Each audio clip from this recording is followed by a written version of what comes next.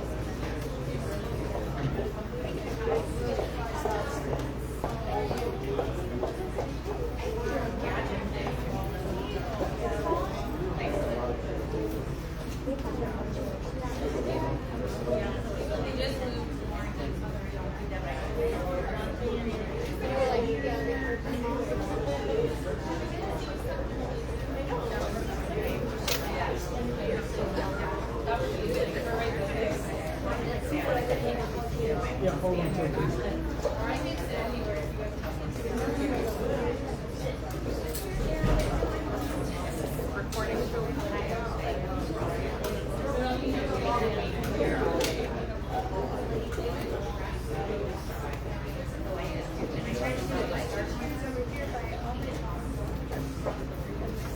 And then the chair's right down.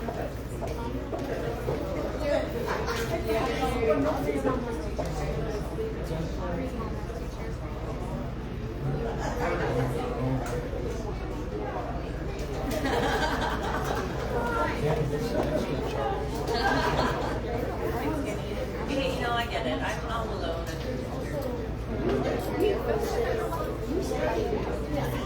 How are you? We're fine, Lindsay. We're fine. Whitney's on.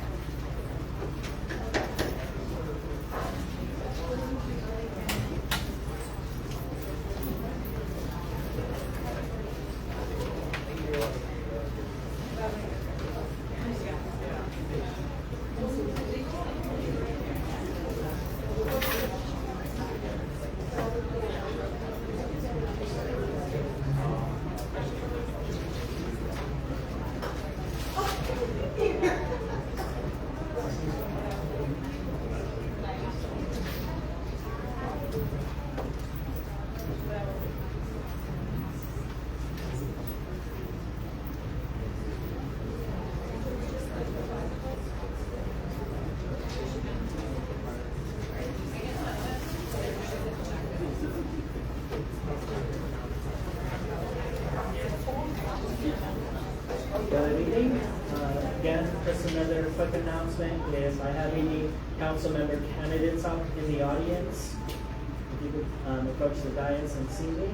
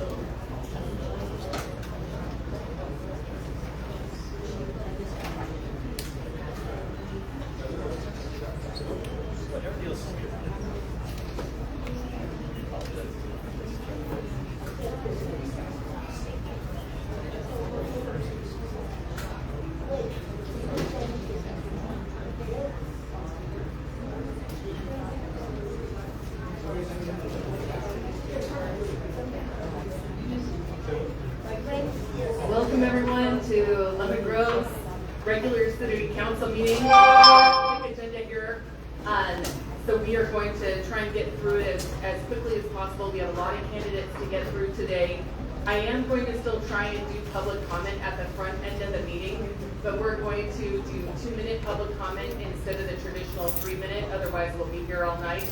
And we have a set schedule that we've asked our interviewees to be available. And please remind everybody to go ahead and silence your cell phones. And City Clerk, will you please call the roll as to the City Council members in attendance? Thank you. Councilmember Altamirano. Here. Councilmember Heredia. Here. Mayor Pro Tem Mendoza. Here. Mayor Snow. Here. Mayor Snow, we have a quorum of the City Council. Thank you so much. If everybody will please rise, I will lead us in the Pledge of Allegiance.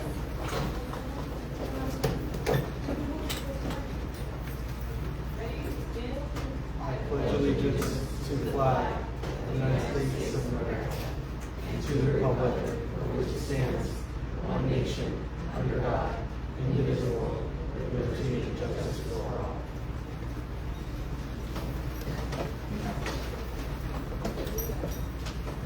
City Clerk, do we have any changes to the agenda?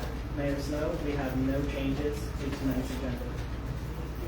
We do not have any presentations today, so now we'll turn to the general public comment portion of the meeting. The public may express their concerns for items not pertaining to today's agenda. According to state law, the City Council is not allowed to respond to any comments. However, if you do want follow-up, we are eager to provide you with follow-up. And if you want the staff to get back in touch with you, we will make sure that we get back in touch with you on those items. Each speaker will have a maximum of 2 minutes. When speaking, please observe the green light, yellow light, and red light at the podium, and the red light indicates the next person's turn. The first person to give public comment is Valerie Traina, and then after her, Sylvia Fernandez.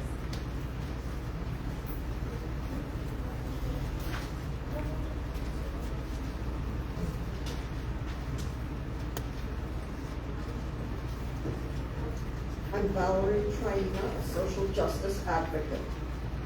I'm here to talk about retail pet sales. Scientists have offered proof of what I've known since I was a child, that all sentient beings crave security and a way to express their species' yearnings. Those basic necessities for a happy life are ignored in retail sales outlets. The puppy kitty mill to retail store pipeline is paved with misery, but beyond canine and feline life is another journey of imported animals who suffer tremendously and often die in harsh transport conditions. They're treated like cargo and shipped in containers in which many suffocate and die in extreme heat and cold. Every person I've encountered in recent years has agreed with me that cruelty to any animal is criminal. It matters not if the animal has fins, furs, scales, or feathers.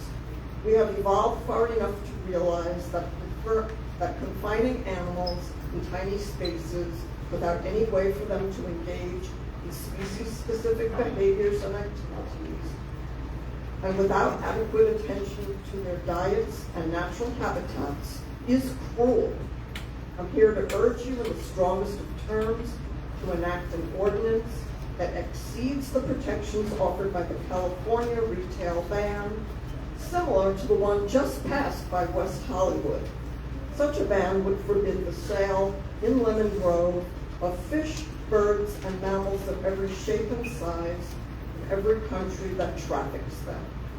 I have faith that Lemon Grove's leaders will pass laws that protect the least of us and reflect the will of all citizens of good heart. Compassion is always in fashion. Thank you so much, Ms. Traina. Next, Sylvia Fernandez.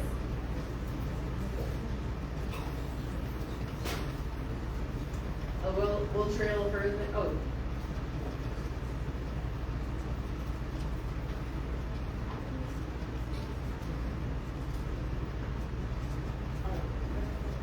Solamente hablo español, pero puedo traer a mi nieto que él Perfecto.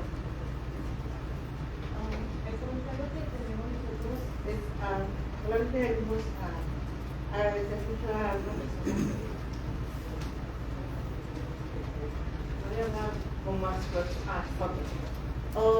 Solamente estamos muy agradecidos con lo que es el distrito.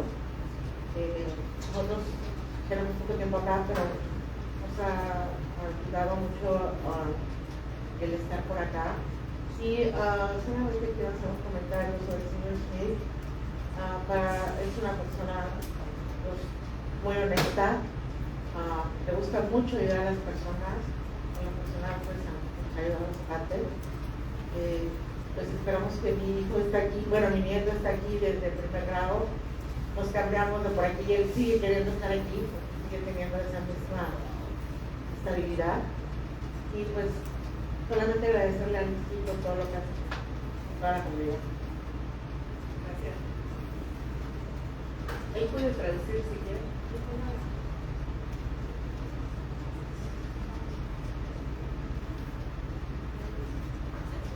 Okay. If you can just bring the microphone up closer. We came here to make a public comment on Mr. Smith and the district. It's helped us. We've been here a certain amount of time.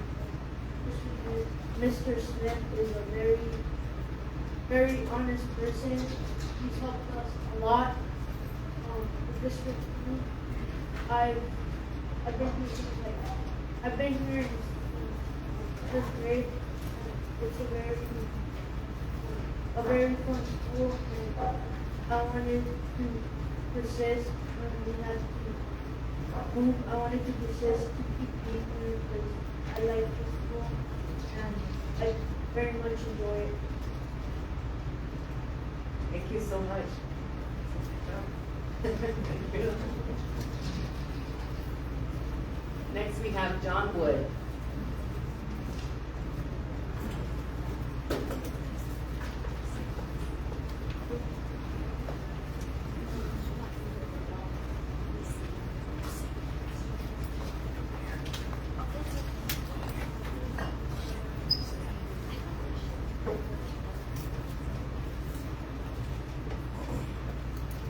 On all wood, road.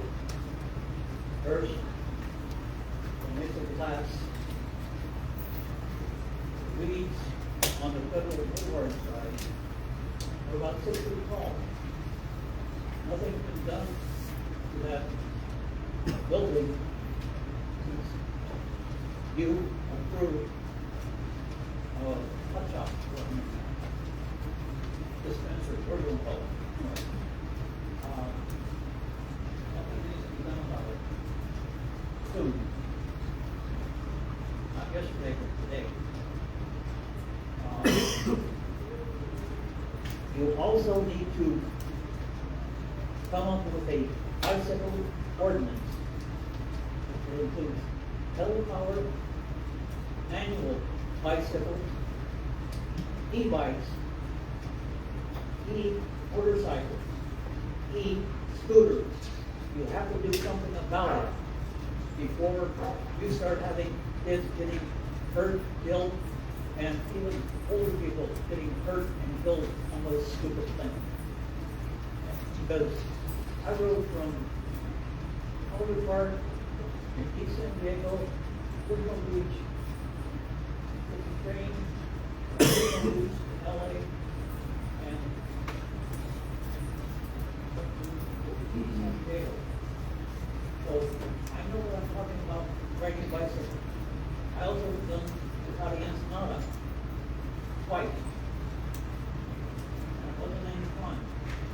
Especially when there's this on the ground and you're on top of a railroad track and you see somebody going at you, burning tire, you go down. You only separate a rip from skirmish, it's no big deal. Thank you, Mr. Wood. Next, I also wanted to, if anybody turned in a speaker slip and they want to speak on behalf of a client or one of the candidates, I'd ask for you to let our city clerk know. Just come up and let our city clerk know, and we will have your speaker slip moved over to that part of the agenda. Next, we have Brenda Hammond.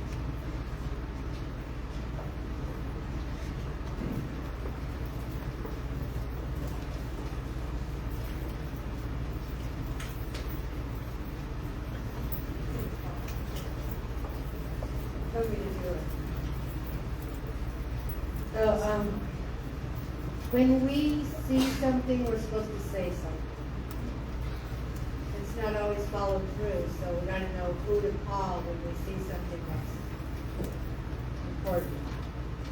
So let me tell you what I see here in the community. I see some people and groups creating problems so that they could go fix them. You know, look at me, I'm fixing this, the problem I created, but don't tell anybody. And then I see some of the same people using homeless people, people with disabilities to do their dirty work. Okay, I want to get back to if you see something, say something. So I want to say our staff is so awesome. Our public works guys are so awesome. When I see something, I let them know right away, and either they let me know that it wasn't that big a deal, or they take care of it. Thank you. Appreciate it, Brenda. Thank you so much. Next, we have Michelle.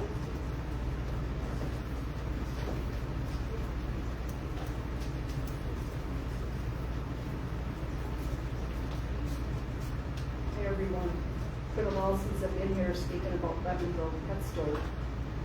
And I think I have challenged each and every one of you to at least take a walk into this pet store and look at it, and smell it, and hear it. Try to stay in the store for about a half an hour. Don't leave in 2 minutes because it's a horrible smell. Stay in there, look at it, smell it, and see it.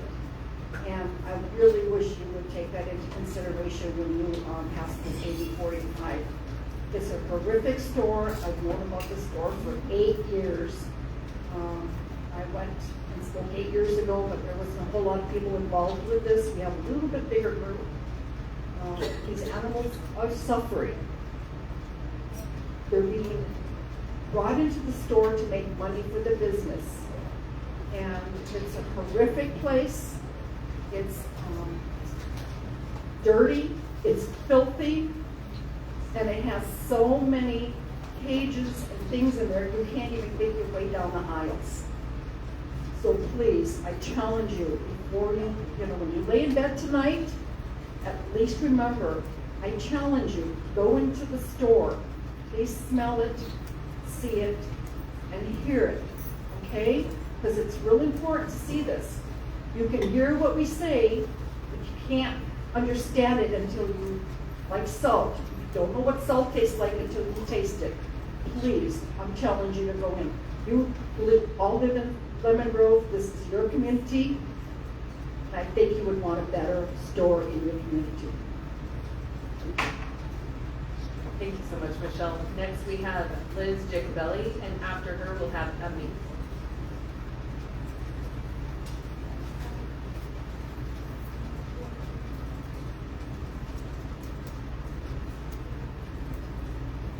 Hi, I'm Liz Jacobelli. I know I've been here to talk about this same topic, banning retail sales of animals, extended besides dogs, cats, and rabbits, to all the other animals here in Lemon Grove. And I have been in Lemon Grove Pets also, and it's a horrible place, but also just in general, these pet stores are not humane. They're just making money for the people. People are making money off of the sales of these animals and exploiting them.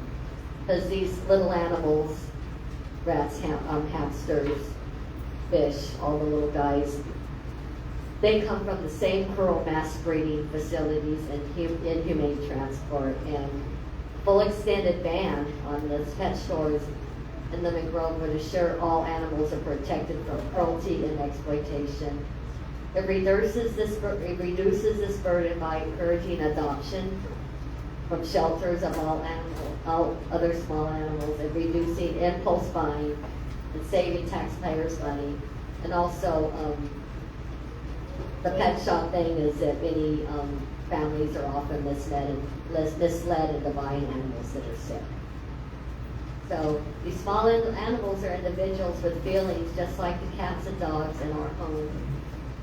and they should not be exploited for cruel and for profit and greed. And we want to follow, I would like us to follow. West Hollywood just banned their pet stores of extended pet store of all animals, and it'd be great if we could follow in their footsteps. Thank you.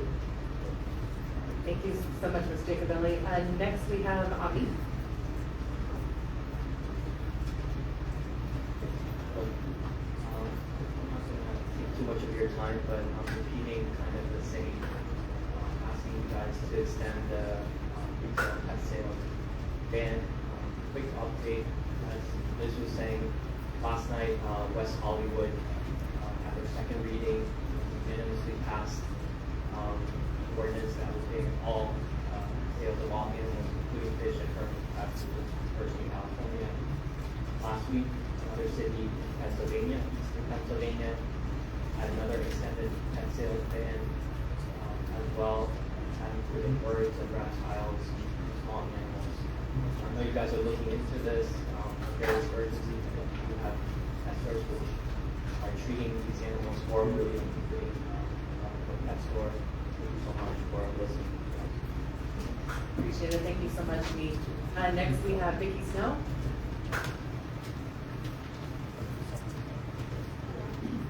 Again, I'm not going to take a lot of your time. I am a Livingston resident, and as a resident, I'm asking you to, again, consider the full ban.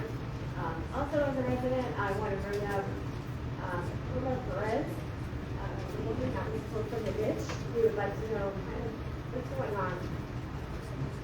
I live on the street that is on the lack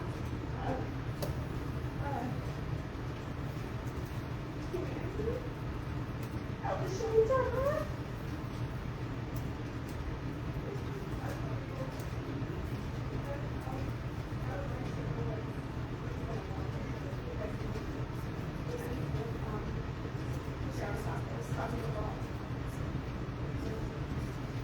Appreciate it. Thank you. Next, we have Johnny. Johnny Wilborn? Yes. Yeah, perfect. Thank you.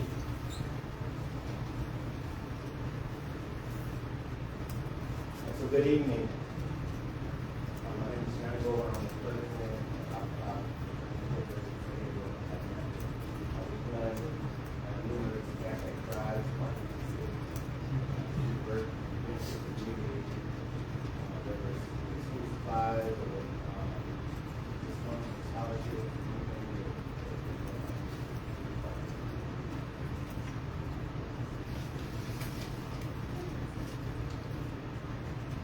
Right? Certainly as an active group, we look at see what you can make. Working in IT, a lot of people work. I'm also here to endorse one of my attorney brothers and strong here in person.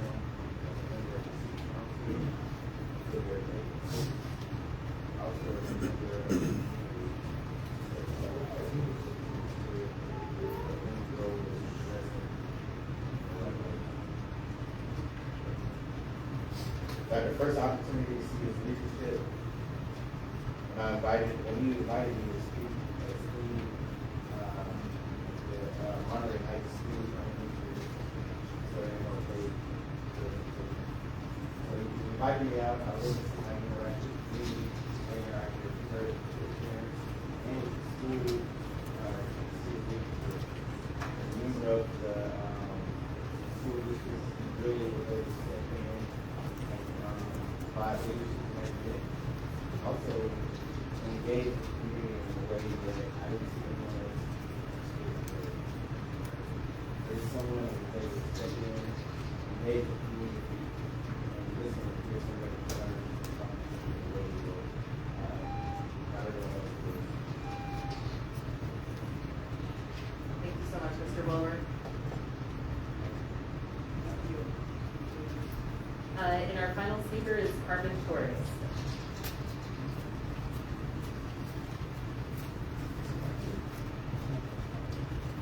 Good evening, Mayor, members.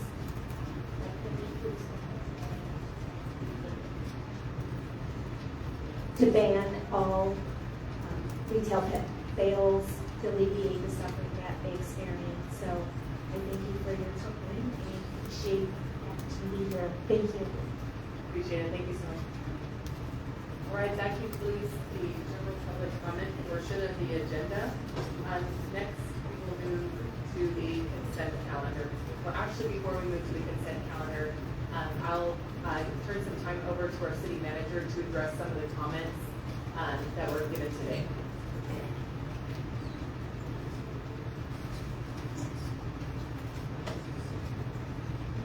Mr. Wood, I will have code reach out to the former Mesa Glass, the new business owner, so they can set their weeks down.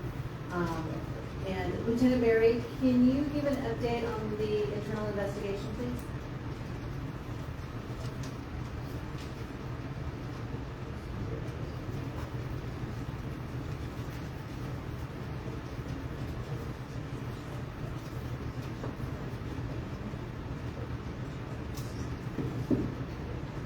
Good evening.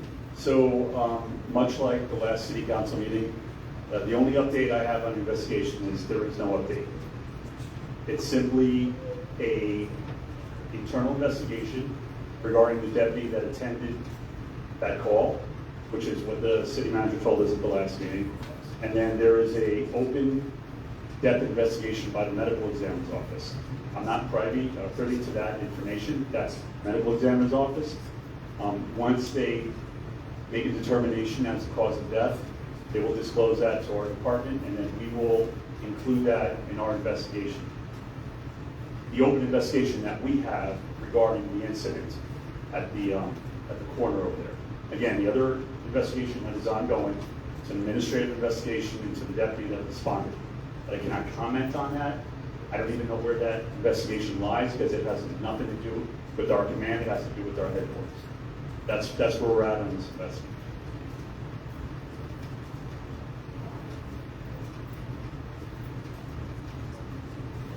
Now we will move on to the consent calendar. Or do I have a motion to approve the consent calendar? I'll second it. The motion was made by Mayor Pro Tem Mendoza with a second by Councilmember Heredia to approve the consent calendar, items number 1A through 1F. I'll now conduct the roll to go on the record. Councilmember Heredia. Aye. Councilmember Altamirano. Aye. Mayor Pro Tem Mendoza. Aye. Mayor Snow. Aye. Mayor Snow, the motion carries unanimously. Next, we will move to agenda item number 2. This is to address the city council vacancy. We have the applicant interviews and appointment, and I'll introduce our city manager, Lydia Romero, to present the staff report. Thank you, Madam Mayor and City Council members. Just one last call, if there is any applicants sitting in the audience, if you can go through those double doors and we will call you for your interview time, Mr. Marquillo will escort you. If not, we will shut those doors and wait for the interview time. Thank you.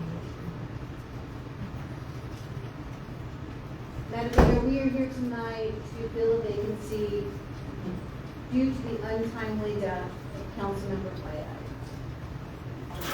For you tonight are 8 candidates that have submitted their applications. All of them have been vetted by the Registrar of Voters Office, so they're all qualified to apply for the City Council seat. Let me just very quickly go over the process with you.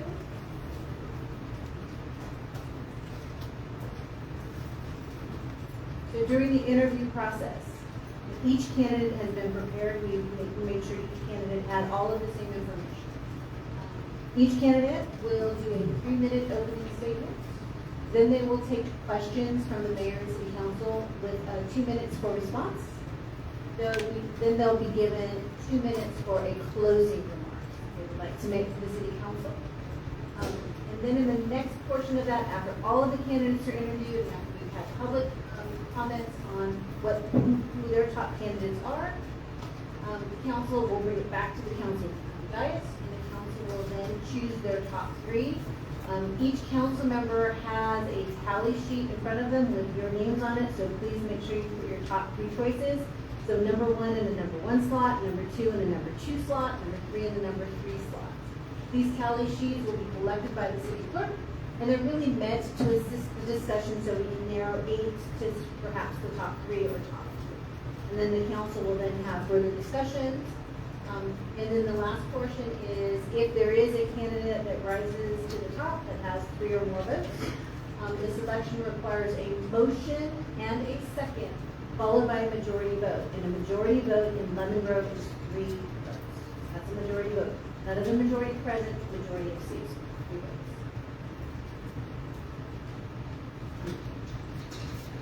Next, this is the list of candidates and their appointed times. So the candidates are in what we call the green room, and they will come out, do the interviews, because council will be asking the same question of each candidate. We want to make sure that the first candidate has the same effect as the last candidate. Next slide, please. And then our recommendation is, again, write your top 3 choices on the tally sheet that has been provided to the city council. And if so, please point a city council member.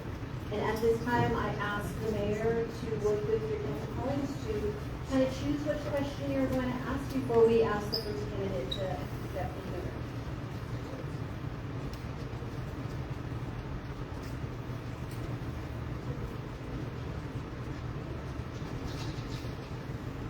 Mayor Mendoza, do you have a preferred one? I numbered them. So I.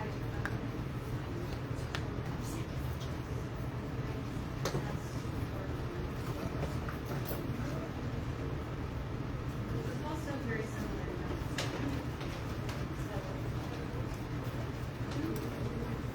Yeah, yes. So, yeah, I want to do number 14, have you reviewed the city budget? Number 7 is what is your understanding of the city budget? But it's the same. So I don't think we should do number 7 and number 14. Cover. Okay, Councilmember Altamirano? One question for Yes. I'm gonna go with, number 8. What is the most pressing issues facing the city right now? And Councilmember Meridia? I'm going to go with number 15. Please provide an example of how you have brought people with different views, opinions, and interests together to get something in the community done.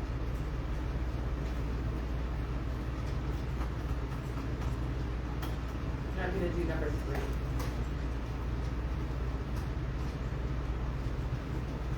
Thank you, Madam Mayor. I will want to mention to the audience and to the City Council, each of the candidates did receive the list of all of the questions, so hopefully they're prepared to respond to the council accordingly. And with that, I will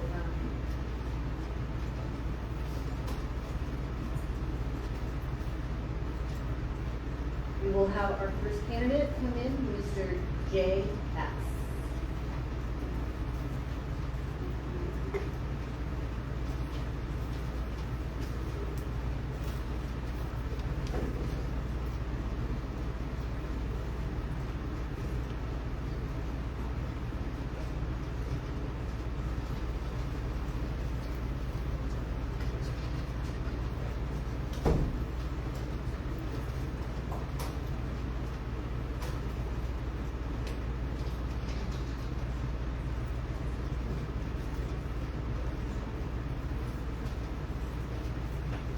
Good evening, Mr. Bass. How are you doing? Good. Good evening, everyone. Excellent.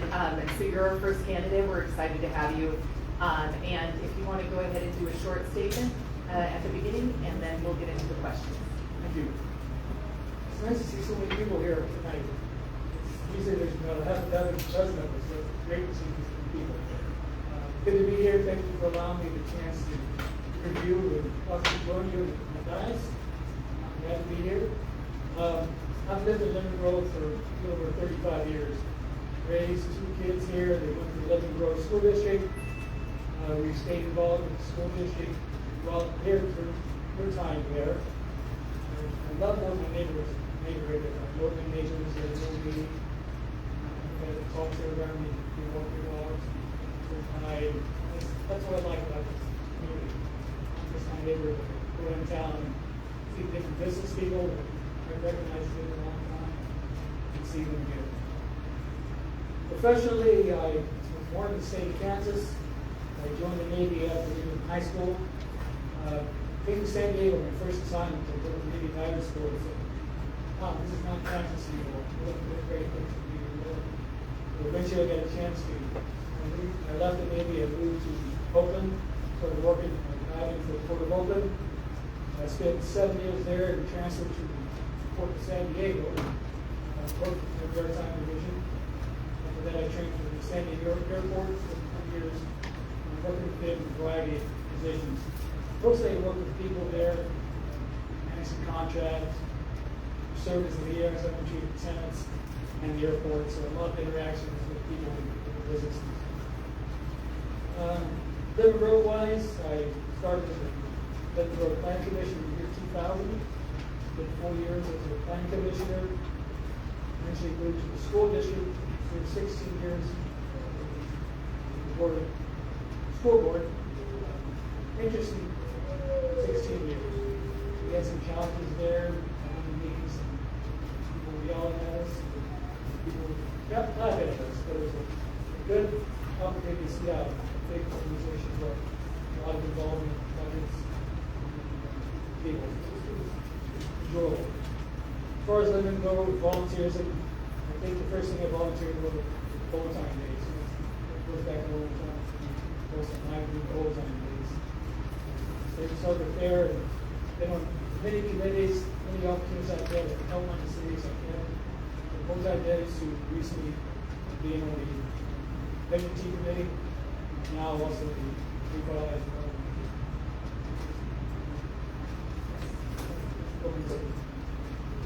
So the voice of those guys. Wonderful, thank you so much. And we will start with the questions. We'll start with Mayor Pro Tem Mendoza.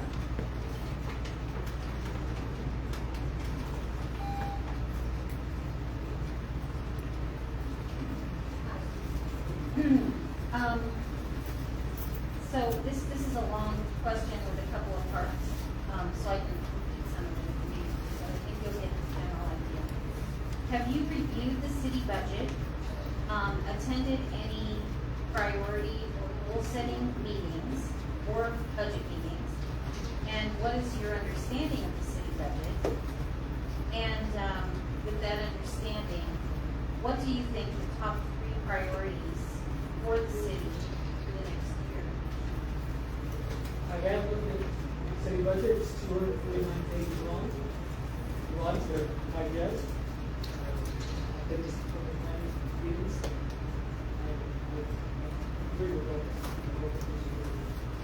As far as the priorities for the city, I think the biggest priority is to support our business, making sure they're providing what we need. One of the things I saw recently, we reformed the committee to streamline the permit process. So that's my for businesses from these elections. How long, how difficult it is to get a permit. So what are we going to do to support businesses, streamline the business?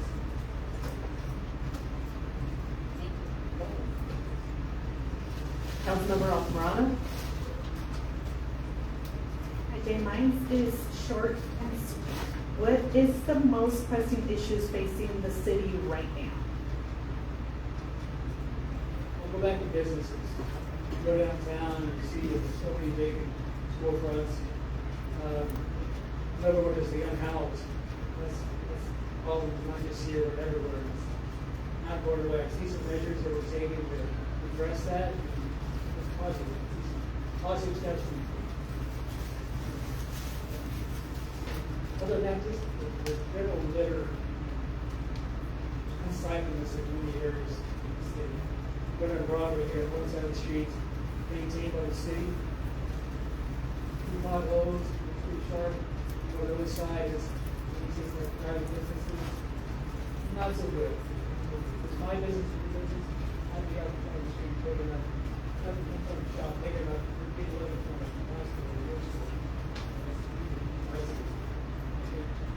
that's, see the policy in the city, will reflect what development required. Thank you so much. Next, we have Council Member Heredia. How you doing? Always good to see you. I run into you all around town. My question is, please provide an example of how you have brought people with different views, opinions, and interests together to get something in the community done.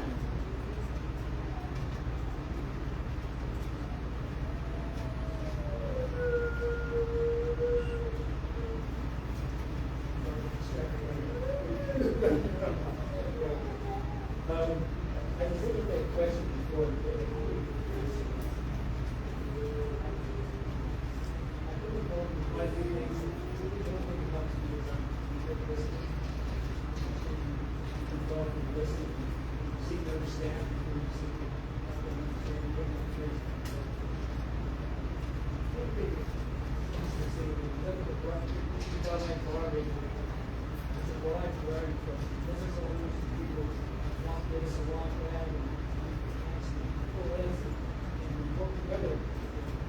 Mr. Best. Yeah, thank you very much, thank you. Awesome train of thought, sorry. Yeah, just because there's a wide group of people there, and variety of interests, you know, personal, business there, and really just live here and want to see the place through. We're doing good things. I reached out to the chair of our group, saying, there's someone from the city talk to us about how we can help them. We've got a good group of volunteers in the office that want to do stuff, but doing good things. We know the resources are limited, so we're not going to get some free labor from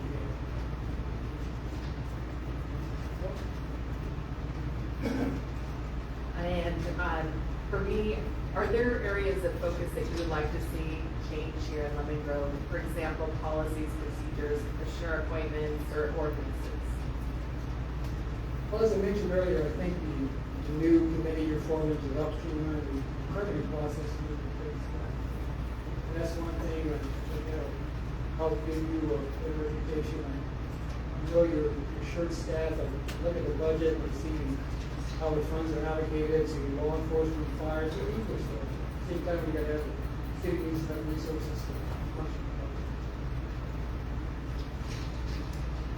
Appreciate that.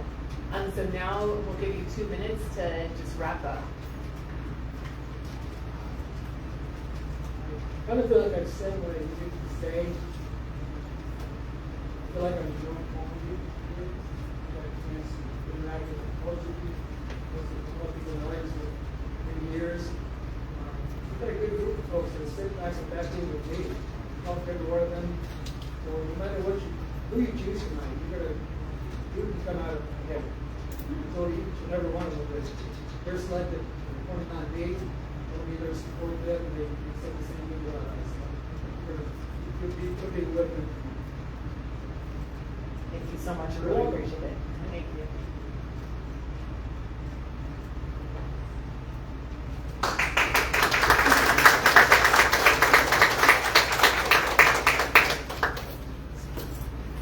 All right, well, next goes to our next candidate, who is Jennifer Renee Hopper.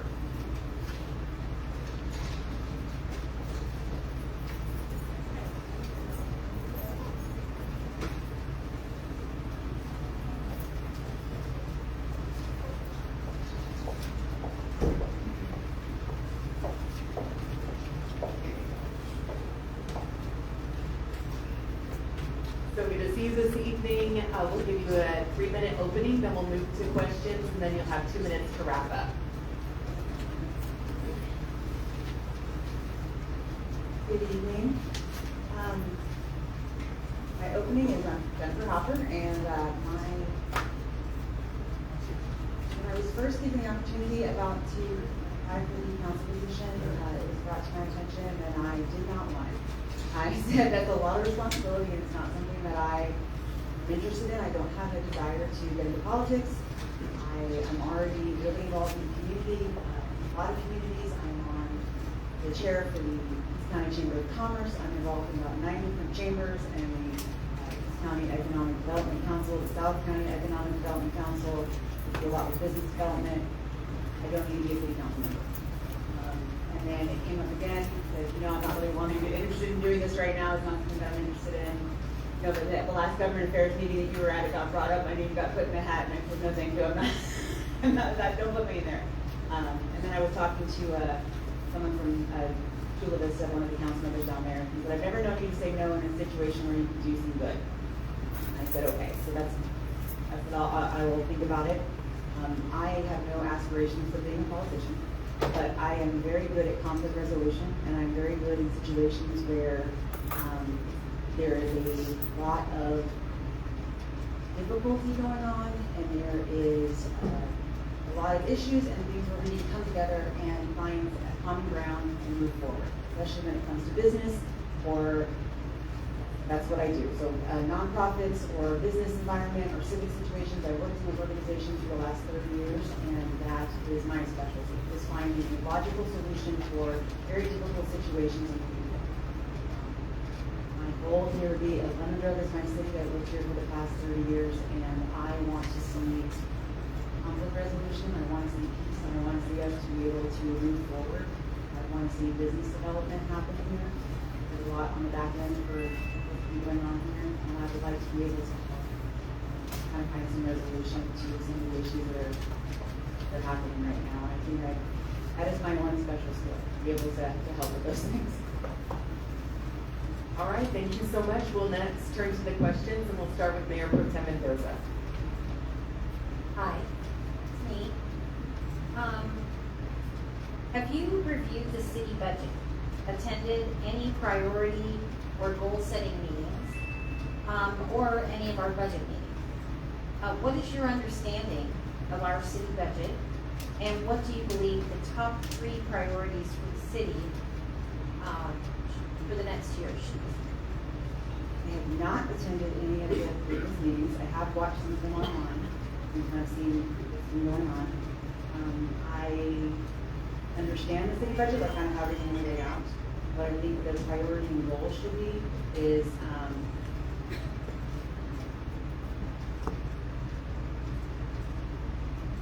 write that down. Give me one second.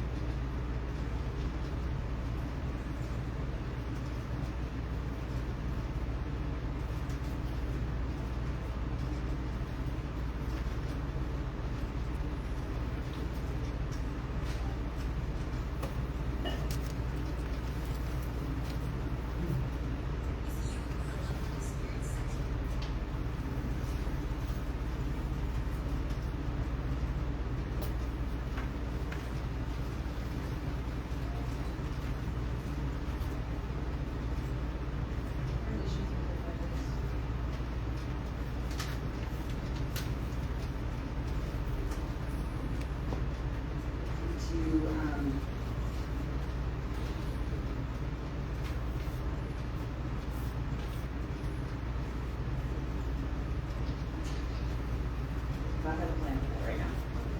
That's no problem. Thank you very much. Councilmember Altamirano, please.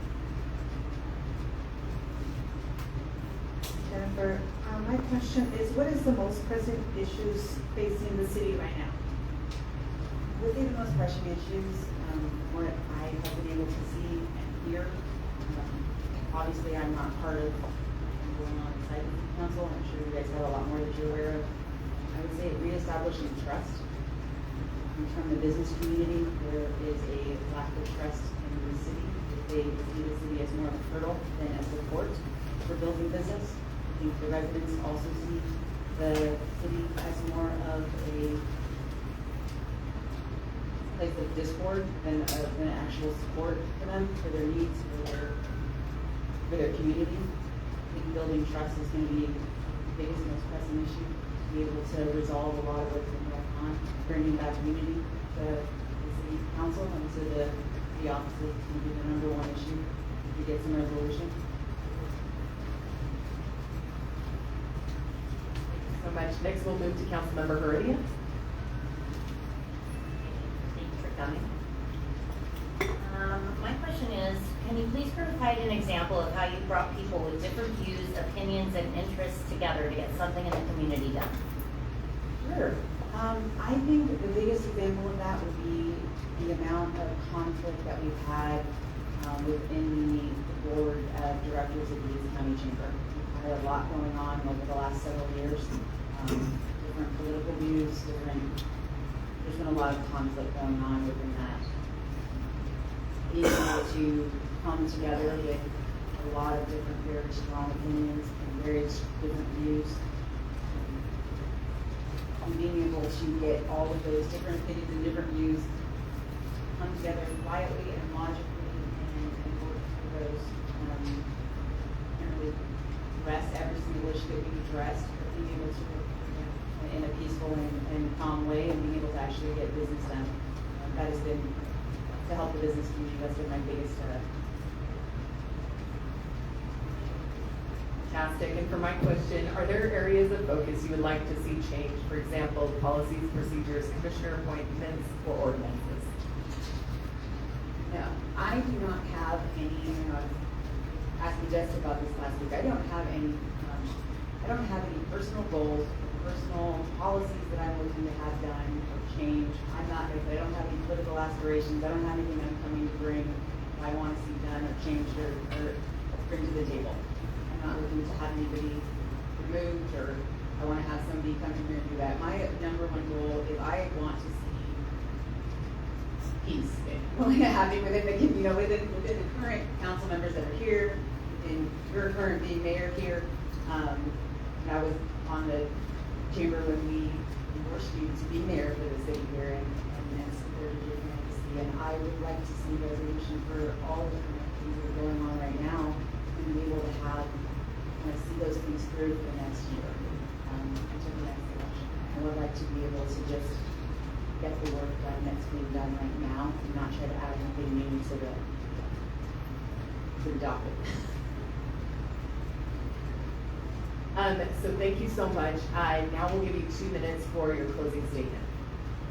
My closing statement would be that my main priority and goal, the one thing that I said before, is my special skill is being able to come to a situation where there are conflicts and difficulties and different issues and situations, and being able to kind of see logically through them and help find a path to productivity, right? Because the people that kind of, when you come with a lot of different passions, and people are very passionate about what's going on in the community, what's going on in the business community, and everyone gets to kind of level 10, very hard to be productive at that point.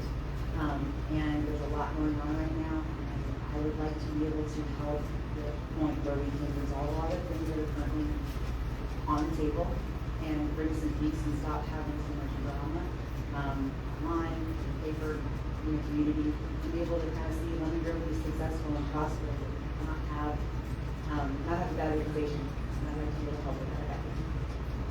Okay, thank you so much. We really appreciate your help and coming out. Thank you.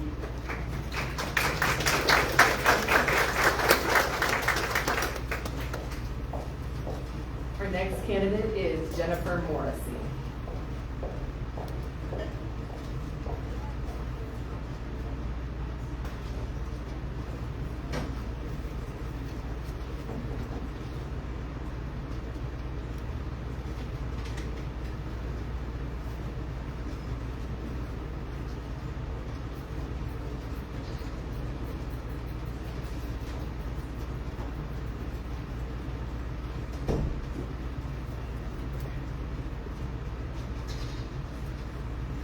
Hi Jennifer, it's great to see you. We'll give you 3 minutes to open and then we'll move to questions and then you'll have 2 minutes to wrap up. All right? All yours. Gonna test the mic. Does it work? Yep. Okay. Good evening, Mayor, council members, and staff. My name is Jennifer Morrissey, and I am honored to be considered for appointment to Lemon Grove City Council. As a 21-year resident of Lemon Grove, I am committed to the well-being and future of our city, and I believe that serving on the council would give me the opportunity to make a meaningful impact. My motivation comes from a desire to enhance the quality of life for all Lemon Grove residents. Envision our city with safer, more walkable streets, thriving local businesses, and vibrant green spaces that foster community connections and civic pride. I'm passionate about beautification efforts that will elevate Lemon Grove's reputation, attract new families and businesses, and ultimately raise property values while strengthening our sense of community.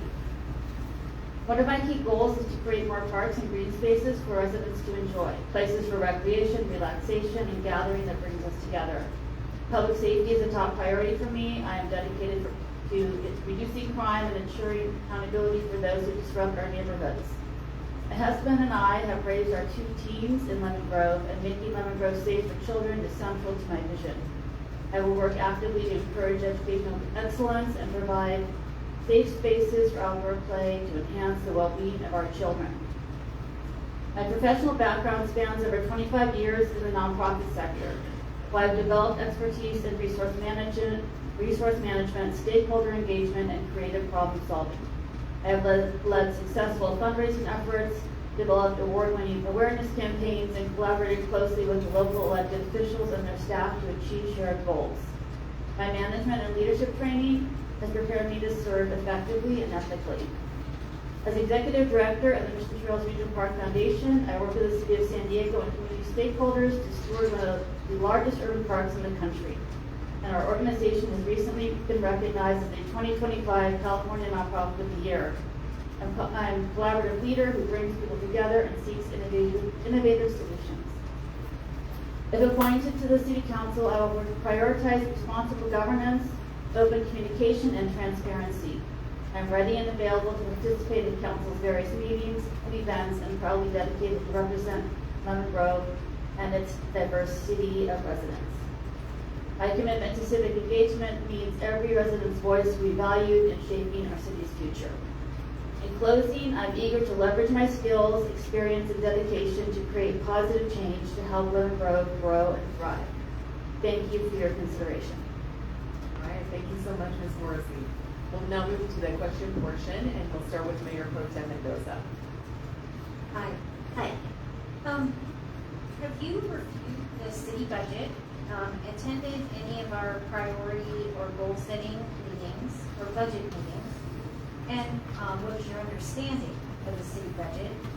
And with that understanding, what would your top 3 priorities for the city for the next year be? In other words, when we have priority setting, we're determining our priorities. So what would your priorities be for how we spend our money for the next year? I would say the priorities being ways to either repurpose or draw more business to Lemon Grove so that some of the shuttered businesses in our main areas of town would be revitalized.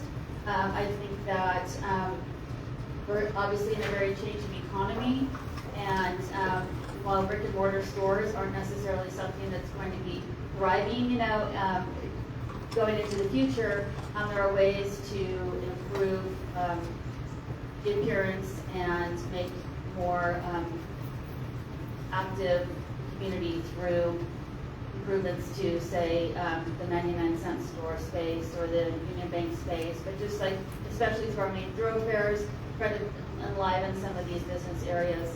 As well, I feel that we should, even though we're an Arbor Day city, I do think that we need to be doing more tree planting, not just for beautification, but also for just climate resiliency, as well as creating a cooler zone for the Lemon Grove residents. So those would be some of the priorities, as well as just more community engagement, more wonderful events you all have been doing, continuing to do that, and just build more community around the city. Thank you. Next, we have Councilmember Altamirano. Jennifer. Hi. My question is, what is the most pressing issues facing the city right now?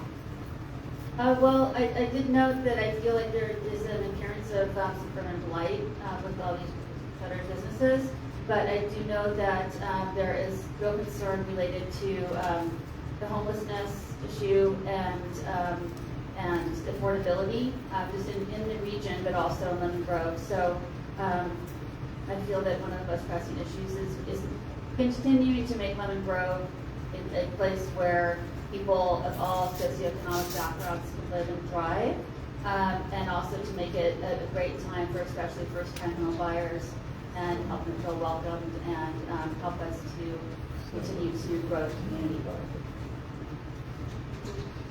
Next, we have Council Member Faiai. Thank you, Jennifer, for coming.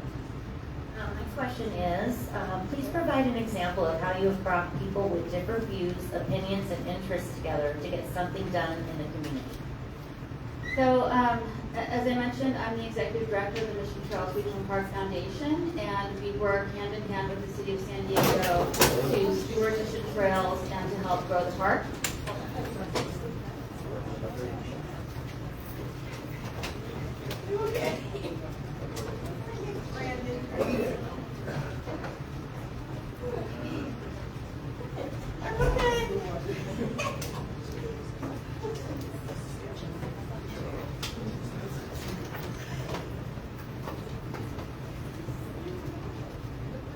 Repeat the question, please. Please provide an example of how you have brought people with different views, opinions, and interests together to get something done in the community. So, as I mentioned, I am the Executive Director of the Mission Trails Regional Park Foundation, and we help with the City of San Diego work hand in hand with them to steward the park, grow the park. We're doing land acquisition, in fact, and helping to preserve and protect the park for future generations. But one of the things that we also do is we manage the visitor center, and we're responsible for maintaining the visitor center. And so it is a 30-year-old space, and so we partnered with the city and got community feedback on how we can make improvements to the visitor center. We're now in this, we got feedback from the community. We put out a survey, and through the survey, we know what their vision is. And so we are now executing that through planning. We have already gotten the plans approved from the City of San Diego to move forward to do about an $8 million renovation.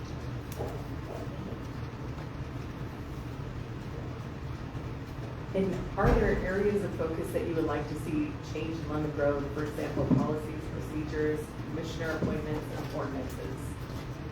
I do feel that the city has been very transparent around its procedures, and it seems very fair to me. So I don't have any immediate suggestions for policy change, ordinance change, but I do wish that the ordinance for no fireworks and shooting off of guns could be more enforced.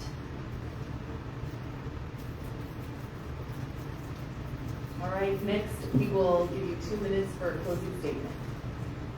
So I did read my opening, but I would like to say that I know that there are many individuals who are very equipped to step into this role.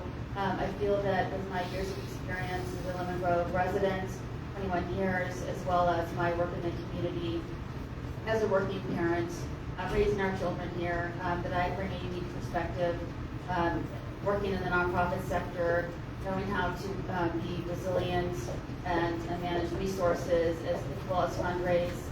At Mission Trails, I've raised about $10 million in the 7 years of my time there, and I know that that's something that the city needs to be able to bring projects forward. So I do think that I would be very skilled and help the council as well as the city bring in more funding to get more projects done. Excellent. Well, thank you so much for applying, and thank you again.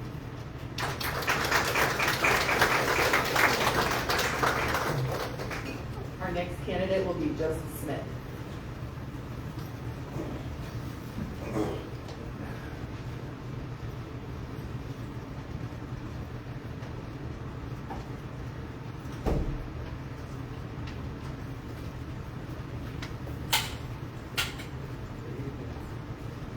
Good evening, Joe. What we're going to do is give you 3 minutes for an opening statement, then we'll move into questions, and then you'll get 2 minutes to wrap up. All yours.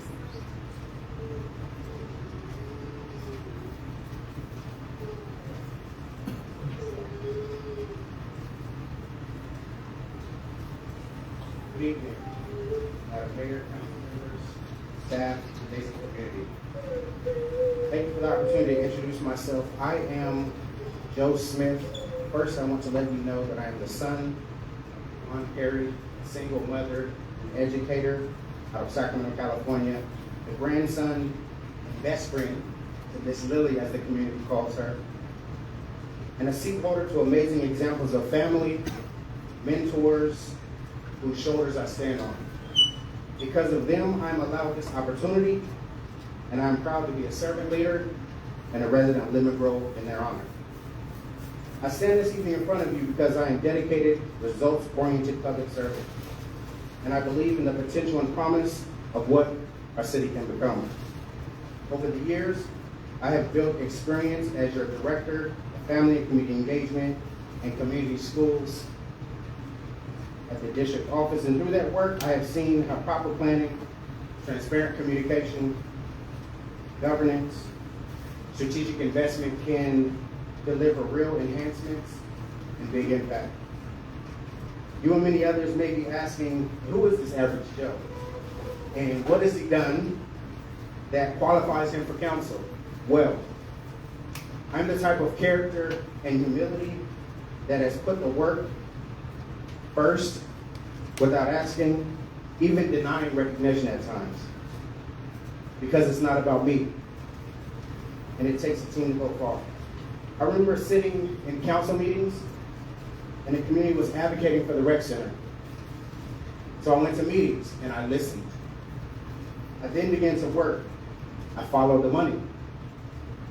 Working with individuals to create opportunities for the rec center that people wanted. Over the last 3 years, hundreds of youth and thousands of spectators have engaged in activities and athletic contests at the rec center.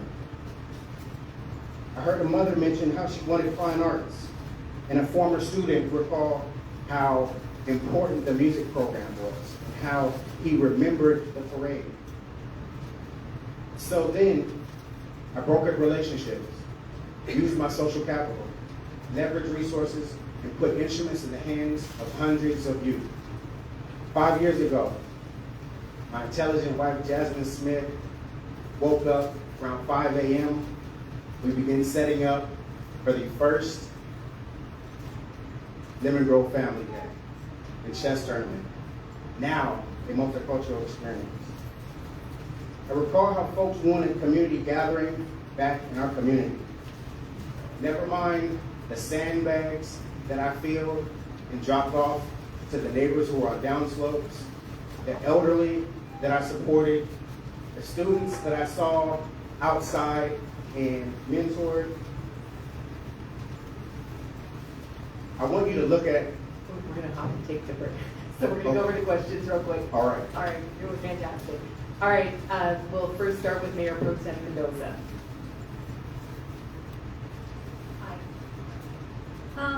Have you reviewed the city budget, attended any priority and goal setting meetings or budget meetings?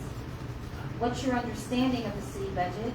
And what do you believe the top 3 priorities for the city, considering our budget, should be? Indeed, yes I have. And in simple terms, the city budget outlines how the city allocates these resources over a point of time, including projected funds, taxes, fees, grants, and other sources. Taking some balance with sometimes limited resources, what the city can do in relation to what its community members are asking for. I believe when I answer this question, I'm thinking of what the community is advocating for and the priorities of the city. And I would say right now, homelessness, housing insecurity, aging infrastructure, and lastly, budget constraints and our current funding challenges. Thank you very much. Councilmember Altamirano. Hi, Joe. What is the most pressing issues facing the city right now? I think right now I hear community advocating for transparency and communication. When I think of the infrastructure, the aging of our city, some of these resources 50 plus years old, I think it takes some intuitiveness to tackle those issues, considering the funding that we have. And above that, I hear community engagement, an area that I feel deeply about, and I can be a valued member in that sense. Council Member Faiai. Hey Joe, how's it going? I really like your tie. Thank you. You're welcome. Thank you. My question is, can you please provide an example of how you have brought people with different views, opinions, and interests together to get something done in the community? Yes. I didn't start as an employee with Lemon Grove School District. I was a consultant at the time, consulting up and down the state. I worked with many cities, and at the time, Lemon Grove needed support, someone to come in and work with the city to really gauge what students' needs were, what families' needs and wants were, and how staff were feeling. We did hundreds of focus groups with students, families, and staff to really hone in on core areas to build a strategic plan and drive this change through their LCAP. We successfully engaged those members, and if you don't know now today, Lemon Grove has a thriving community where I think families, students, staff feel seen, heard, and I think those values of what we want are now evident in programs, opportunities, how the district is operating. Thank you. All right. And are there any areas of focus that you would like to see change? For example, policies, procedures, commissioner appointments, or ordinances? I thought of that, and I think I go back to community and what the community needs. First and foremost, it's not about me, right? I think, yes, I have values that I stand on, and I would love to see our city. But we also operate from a strategic plan, right? And collectively, we build this opportunity with leaders and community input, and that mission drives our work. And I think it's equally important that as a representative of community, we're using the voice, needs, assets of community really to drive what we are implementing, right? The policy that we want to share. So I remove myself from that as a leader and say collectively, what is that mission and goal, and keep really the input, feedback, needs, wants, hopes, wishes, and dreams of our residents and constituents in mind. Wonderful. We will give you 2 minutes to wrap up.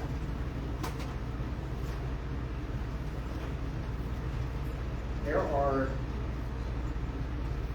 I think, things that I want you to remember about who Joe is and what I stand for. When I think of the opportunity of service, I am not the first person in my family who has held a seat in public office. I've had these great examples of what it is to be servant leader, right? So I'm taking that servant leader approach to wanting to be on your team.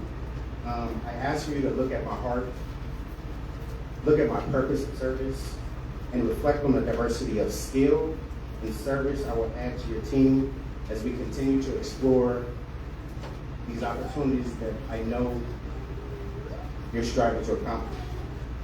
Infrastructure, capital responsibility, city growth, housing, addressing our unsheltered population, fiscal responsibility, revenue, diversification opportunities. If appointed, I will serve our community and you as a team member, and I pledge to you and the community to bring passion, skilled persistence, collaboration, a real life, real people approach I thank you for considering my candidacy for City Council, and I hope to be a valued team leader of the City Council. Very appreciated. Thank you so much.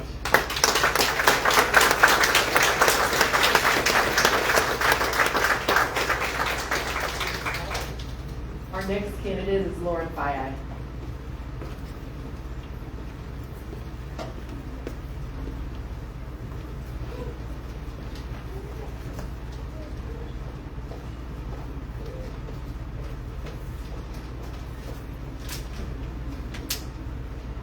Hi, everybody. Good evening, Lauren. It's great to see you. We will give you 3 minutes to do an opening statement, and then we'll move to questions, and then you'll have 2 minutes to wrap up. Great, thank you. My name is Lauren Faiai. I'm a store manager for Sprouts Farmers Market. I've worked for the company managing business and leading and developing multi-unit teams for over 15 years. I'm also a mom of 2 sons, Cameron and Riley, who used to walk from Buena Vista Avenue to Helix High School daily for 4 years. They are now both in college and pursuing their adult lives.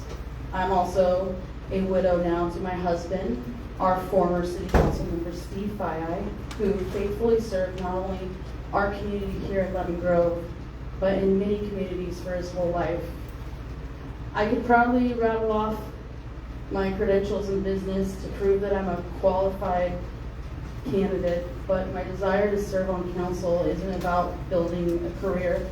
It's about carrying forward a purpose far greater than myself to maintain my husband's heartbeat for our city, for unity, for community, and with a dedicated passion for moving our precious city of Lemon Grove forward towards what it truly deserves. Steve had an unwavering conviction to see our rec center operating at its maximum potential, to keep our youth in Lemon Grove off the streets and instead thriving in their purpose through sports and leadership of coaches and mentors. He envisioned our downtown district full of light, life, and booming business. He was eager to network with other cities to come up with creative ideas to help our unhoused population while keeping our city a safe place to live. Steve's passion for Lemon Grove was my passion as we knocked on countless doors last year together, listening to the hearts of the residents in every neighborhood. Some shared their disdain of road repair and blight on Broadway, and some shared their pride and nostalgia for living here their whole lives. While I don't have the experience of a career politician, I do know that our council has more than enough knowledge, experience, and passion to move our city forward if we work together. No one knew Steve's heart for this city more than I did, and I'm here to carry it forward and finish the work that he began.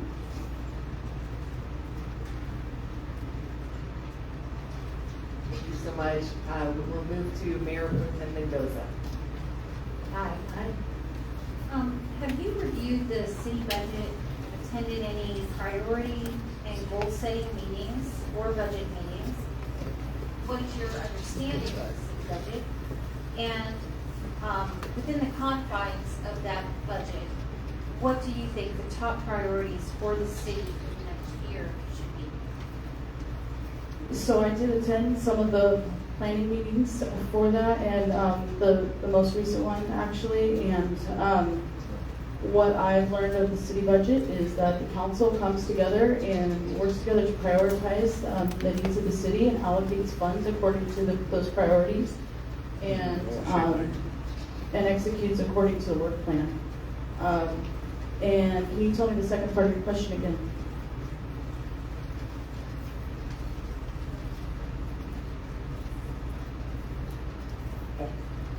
Yes, sorry, that was a long question. Understanding what our budget is, what do you think the top 3 priorities for the city for next year should be? What they should be, I would think that they should be what the council agrees on. So whatever the priorities that the council agrees on is what they should be. And I would love to dig in more and learn more about the budget, and I'm anxious to do that. Councilmember Altamirano. Hi, Lauren. What are the most pressing issues the city is facing right now? So during our campaign last year, Steve and I, when we went door to door, we asked the residents this exact question. And it was very clear about what the biggest issues were to the people, and that was road repair, that was homelessness, and that was public safety. I still believe those are the most pressing issues today as well. Councilmember Faiai. Thank you, Lauren. Thank you for coming. My question today is, please provide an example of how you have brought people with different views, opinions, and interests together to get something in the community done. I think about all the really neat ways that we can serve here in Lemon Grove and all the different opportunities. And two things that Steve and I loved being a part of together, and I'm still a part of today, are the food distributions and also the highway cleanups. And both of those events, there are people with all different kinds of views and all different kinds of backgrounds. But we come there to work together, and when we are able to help people, it doesn't matter, all of our differences, they don't matter. What matters is the way that we're helping the city, the way that we're helping people. And there's something so fulfilling about working together to see, to help feed a family who otherwise might not have food for the week. At the distribution and helping up the highway, and so those are the ways, and keeping engaged in those activities in the city, not limiting myself to one activity, but being engaged in all of them. And are there areas of focus that you would like to see changed? For example, policies, procedures, commissioner appointments, or ordinances? I think everything can use improvement. So anything we can do can always be improved, right? And I would definitely like to dig in more and see where we're at and what does need to be changed or improved, and what we're doing well, what's working, and also, networking with other cities to see what's working for them and what's not working. And those are the things. Fantastic. Now we can give you 2 minutes to close.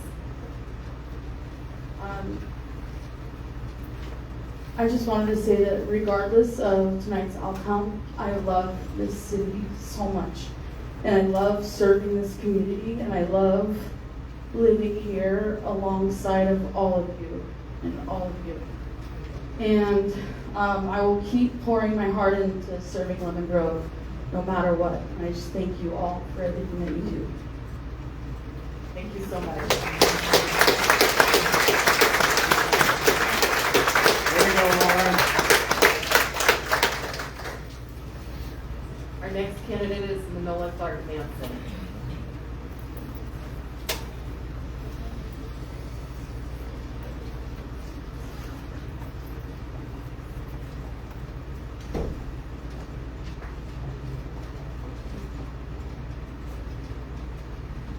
Hi, good evening, Manola. Good evening. We will give you 3 minutes to do an opening statement, then you'll have the opportunity to answer some questions, and then you'll get 2 minutes to close. All yours. Hello, I'm Manola Clark Manson, as you know, but some people know you may not. The council and many of you in the audience, and the audience who will later see this, know I'm committed to this community and in supporting its coming together as a greater city. I have spoken to the city council and in other forums many times, and I have consistently stood firm on a few points. More community voices need to be heard. Unity at Lemon Grove is required for us to be exceptional. The city council has to lead the way in this endeavor. and I'll be running for city council in 2026. It's hard to do what is right sometimes. Adulting is work, and sometimes I personally want to be selfish, self-centered, and lazy. But I have 3 things driving me this year. Integrity, being consistent with my words and my actions. Authenticity, where hiding is not an option, nor changing with the crowd, but rather I must stay real and vulnerable. And finally, laughter at myself, at my community, and which allows me to self-reflect and recognize my and our place in the greater community and universe. I'm saying this because I want to leave space for Lauren Faiai to continue the work of Sativi Faiai, helping the council maintain a focus on community and maintain a smooth transition between December and next November. I do not want this appointment to be an area where naysayers can pick at or find fault in and lose faith in the council, nor do I want it to be a tool to chip away at the council.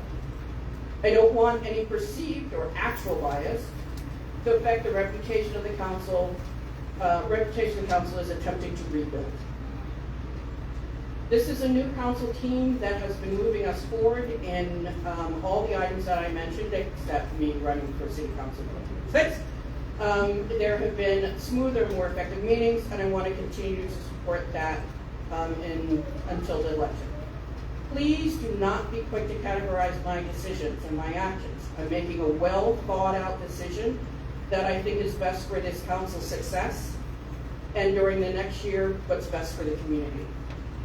I'm saying this in this forum rather than not applying, because it's important for me to write my narrative, that I tell you why I'm doing things rather than someone else creating a narrative or people making assumptions. Finally, there are people here who have applied to this appointment.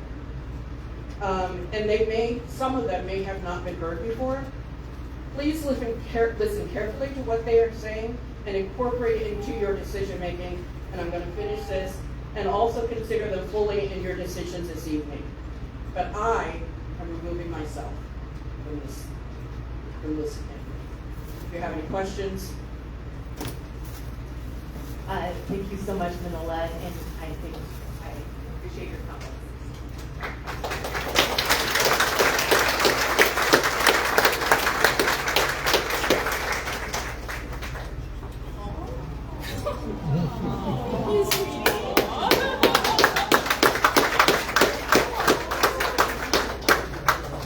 Our next candidate is Seth Smith.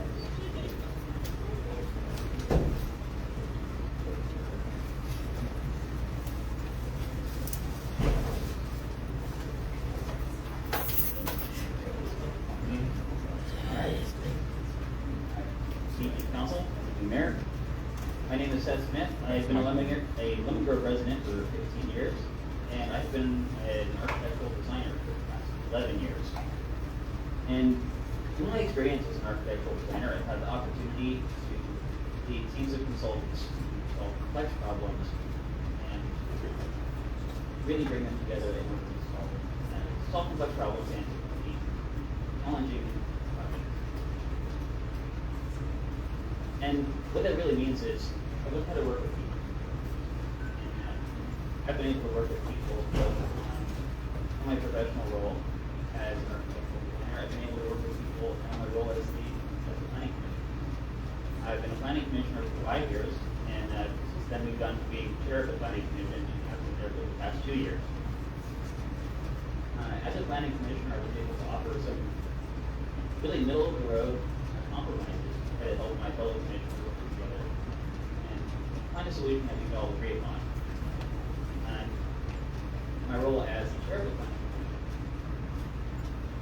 they've really been able to be there. My opinion has been to make sure that we're all being heard, make a space for my fellow commissioners to be heard, make a space for our community members to be heard, and have robust discussions based off of what our community is like. Now, what I really want to stress is that I do have a background in architectural design, And I have an educational background in city planning. And I really believe that the city of Lemon Grove has an enormous amount of potential. Unfortunately, what I'm seeing is that we are not doing what we need to do and use that potential for our best benefit. What I'd like to do on city council is help us create ordinances, systems, and zoning laws that help us reach the goals that we're all trying to get to.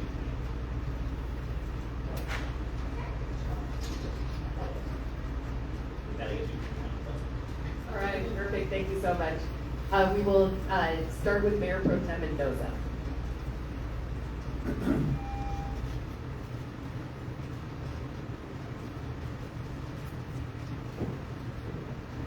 Hi. Have you reviewed the city budget, attended any priority and goal-setting meetings, or budget meetings? What's your understanding of the city budget? And within the confines of that budget, what do you believe the top 3 priorities for the city for the next year should be? Well, I have looked at the city budget, and I have been to, I believe, all but one of the last priority setting meetings. Fortunately, we have the Pathfinder G, so we have some money to use in the city for the first time in a very long time.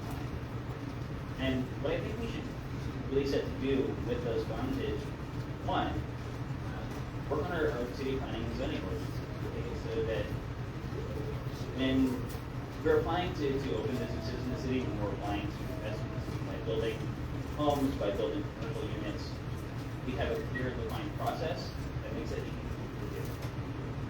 Right now, there's a lot of flexibility in it. Flexibility from my position as a designer sometimes makes things difficult, because I don't know by reading the code exactly what I can do. That can lead to frustration, and maybe some other companies do. So, one, I would like to work on our prevention plan. 2, I want to work on our streets and sidewalks, because we all know that they need to sometimes a lot of care. And now we have some funds to be able to do that. And we have allocated quite a bit of money to doing that. Credit to our Measure T and our city council. And I'd like to focus on doing things that brings our communities together. We've taken steps in our many grassroots community organizations to do that. And if we can find a way to come together and support each other, I think we can do that even more. Great, thank you. Councilmember Altamirano. What are the most pressing issues facing the city right now?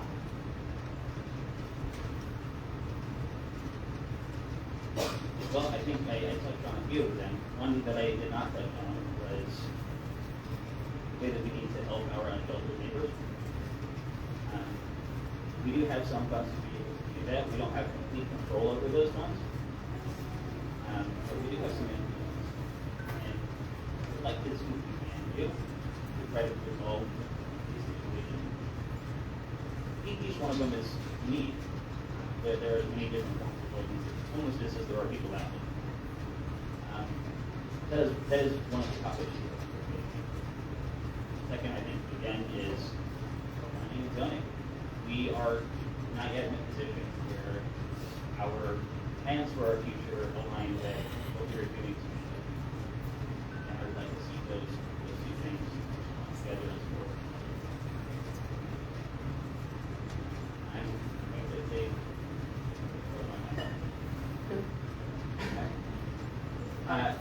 that's the last one. I'll just say again. We need to give our streets out and our sidewalks. Councilmember Faiai. Hi, Seth. Thank you for coming. My question today is, can you please provide an example of how you brought people together with different views, opinions, and interests together to get something in the community done? Well, the first thing that comes to mind is we have a new community meeting space. So, the neighborhood, which many of our council members have been to, many of our residents have been to recently, is something I donated my time to, pro bono, to do those architectural designs, create those plans, pass to the city.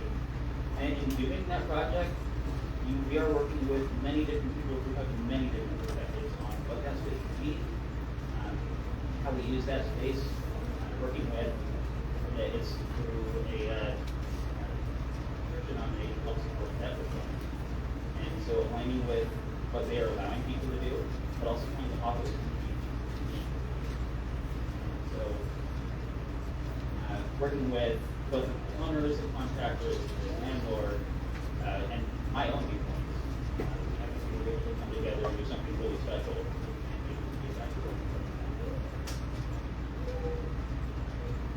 And are there areas of focus that you would like to see change in Lemon Grove policies, procedures, commissioner appointments, or ordinances? I think I would like to see, and it's unfortunately one of the things under consent about is getting our permitting process streamlined a bit. I think that would be a great asset to city council and being input on that.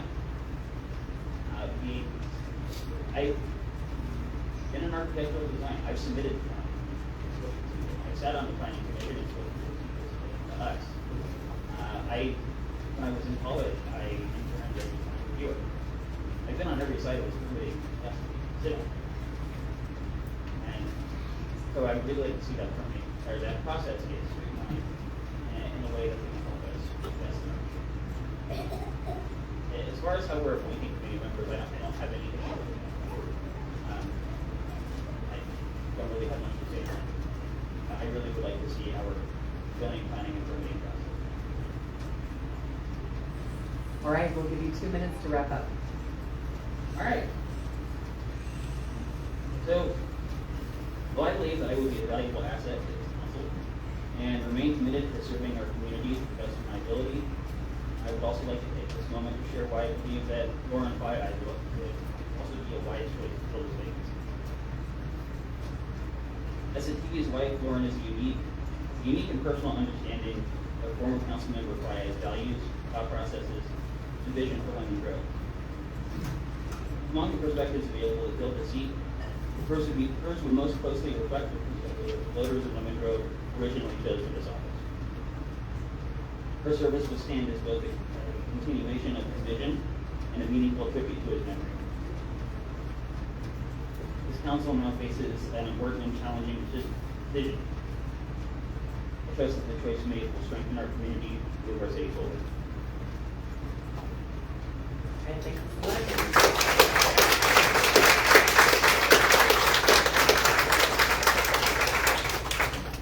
Our final candidate is Sophia Elena Faiai.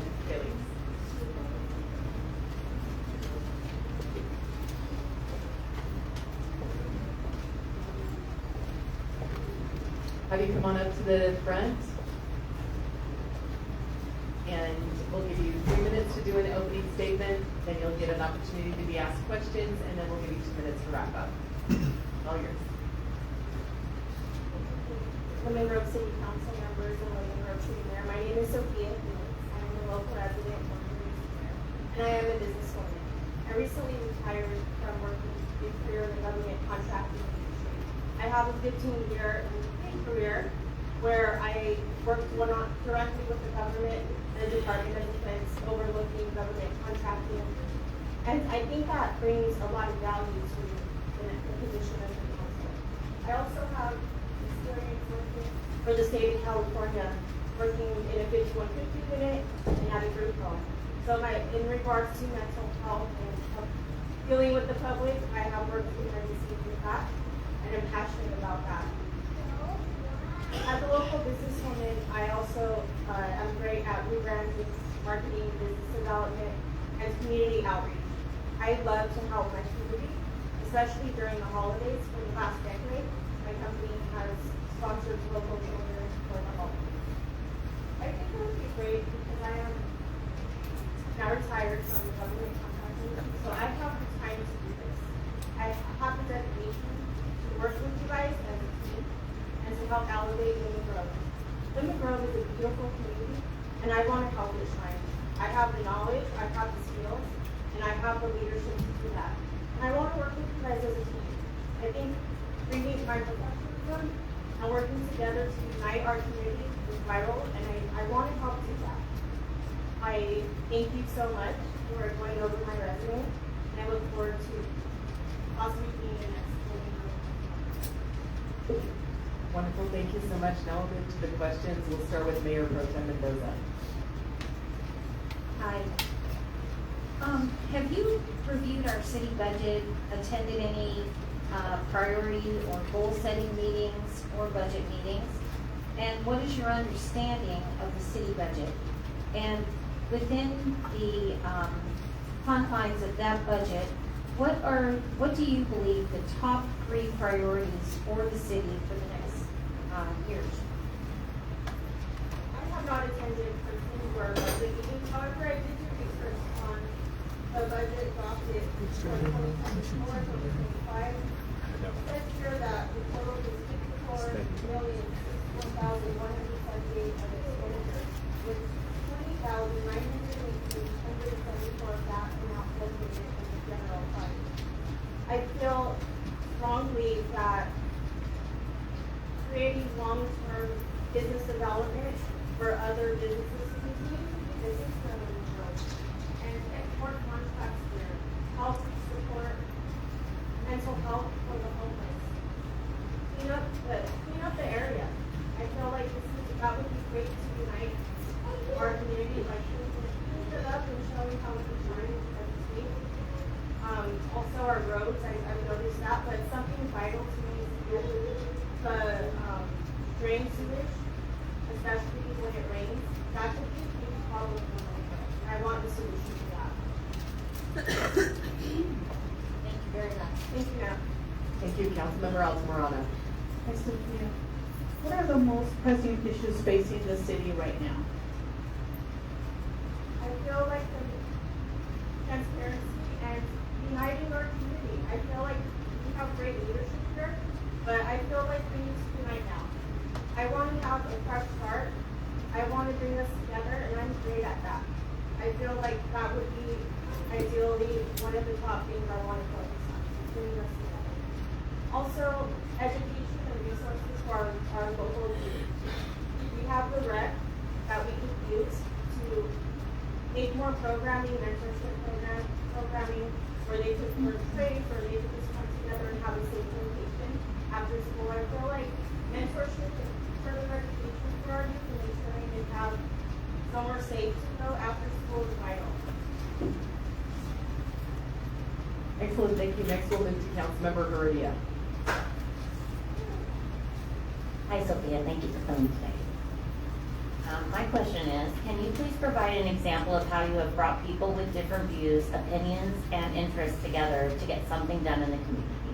Absolutely. I have several ways I've done that in the past. One was serving for America's Children of Fallen Heroes. I brought together our community. I've also served on being an ambassador for Passion for Kids Charity, working directly with children in need in desperate situations. One of the little boys was on the Dr. Phil show. So we were able to get him a brand new van, brand new home. But I have great relationships with our nonprofits, local communities, firefighters, police officers. And those existing relationships and my dedication to my community in the past, I've been awarded by State Senate in California. I have a strong respect, and I am respected in our communities. You guys are doing it. So I feel like with my existing contacts in the nonprofit and business, I would be able to do a lot to the table.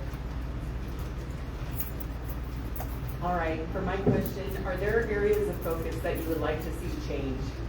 Policies, procedures, commissioner appointments, or ordinances, for example? I would want to do a review of where we currently are with the budgets and get your input on it. I want to obviously bring more opportunities for local businesses to thrive here. And a main priority for me is safety. ensuring that our residents are safe. I feel like that is my top priority. All right, thank you, and we'll give you 2 minutes to do a closing statement.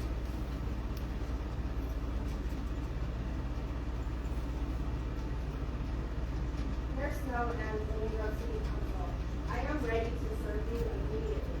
I am asking you tonight to appoint me as a Monroe Council member. I will dedicate this as a full-time job, and I will be here for bringing, like I said, bringing us together, but I want to make a huge change in our local community. I am the woman for that job. This would be a great win for all of us. And I respectfully ask that you look over my resume and my service that I brought people here today. That is proof of the work I've done in our community, and vote for me to be the next Monroe City Council member. Thank you. All right, thank you so much.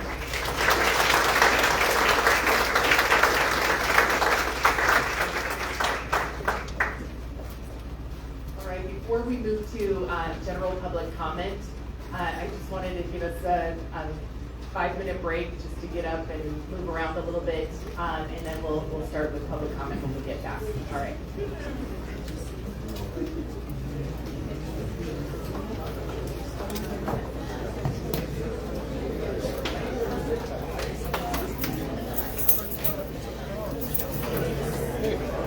How's it going? Doing well. How about you? Is it?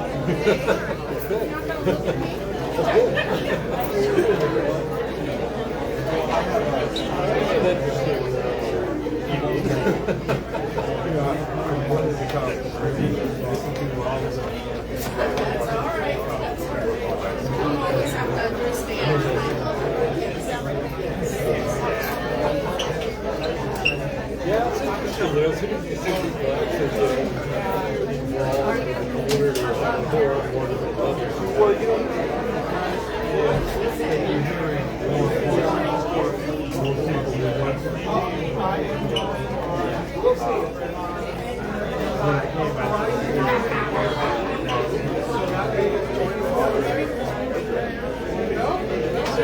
yeah, it was scary because I've been here pretty much all my life.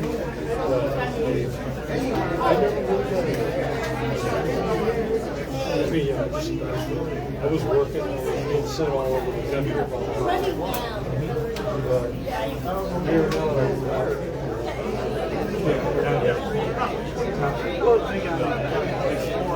Yeah, exactly.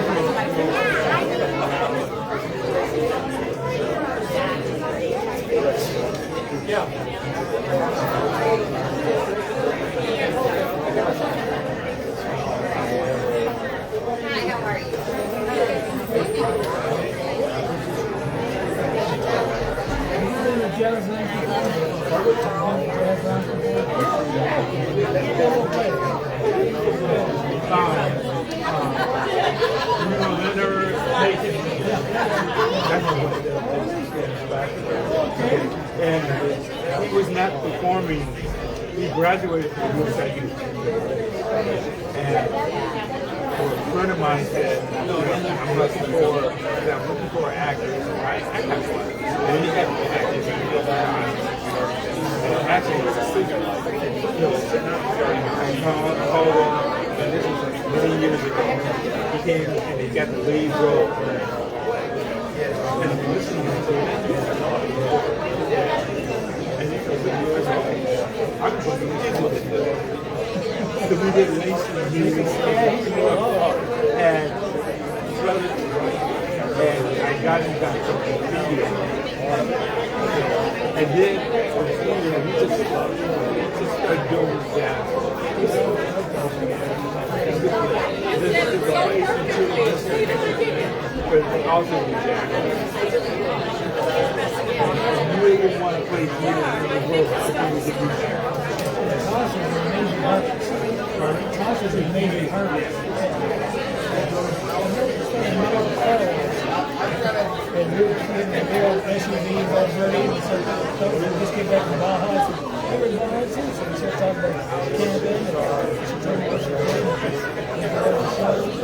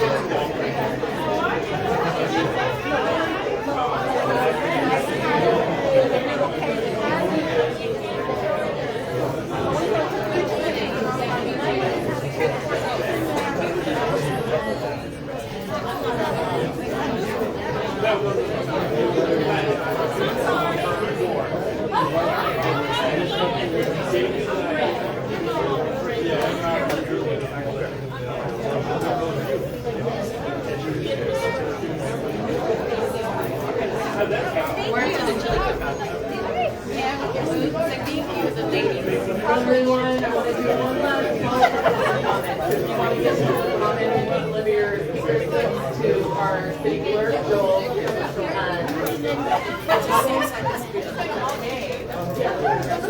So again, please take your seat and let's get we are going to move to public comment next.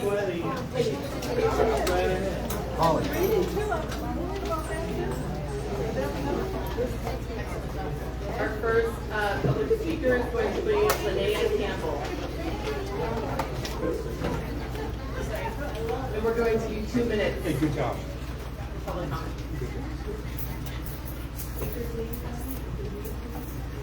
Check. Good evening, my name is Linnea Campbell, and I serve as a department head at the Cameron McGrath Family YMCA here in East County, and also a high school gymnastic coach. I have had the honor of being a close friend to Lauren and Steve for many years, and it's truly a privilege to speak on Lauren's behalf tonight.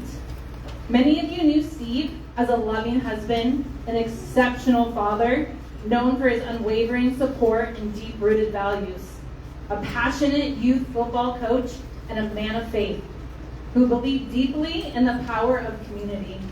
One of his greatest hopes was to see the Lemon Grove Rec Center revived for the next generation. Lauren shares that vision wholeheartedly. She's committed to honoring his legacy, not just as a wife, but as someone who deeply believes in the power of youth programs, nurturing potential, and creating a safe, positive space for our families. Lauren is one of the most genuine, dependable, and honest people I know. She raised 2 incredible boys, men, who reflect her values, kindness, responsibility, and strength. In times of great difficulty, she has shown nothing but grace and resilience. And I've seen firsthand how deeply she cares about her neighbors in this community. At the YMCA, I see every day how access to sports, mentorship, and a sense of belonging can change a young person's life, cultivating growth and confidence. Leaders like Lauren, who not only understand that, but live it, are exactly what this community, like Lemon Grove, need. She brings compassion, clarity, and a grounded sense of purpose. I'm so happy I'm under time. I can't think of anyone more committed or more capable to continue the work that Steve began. Lauren has my full support, and I hope she has yours as well. Thank you very much.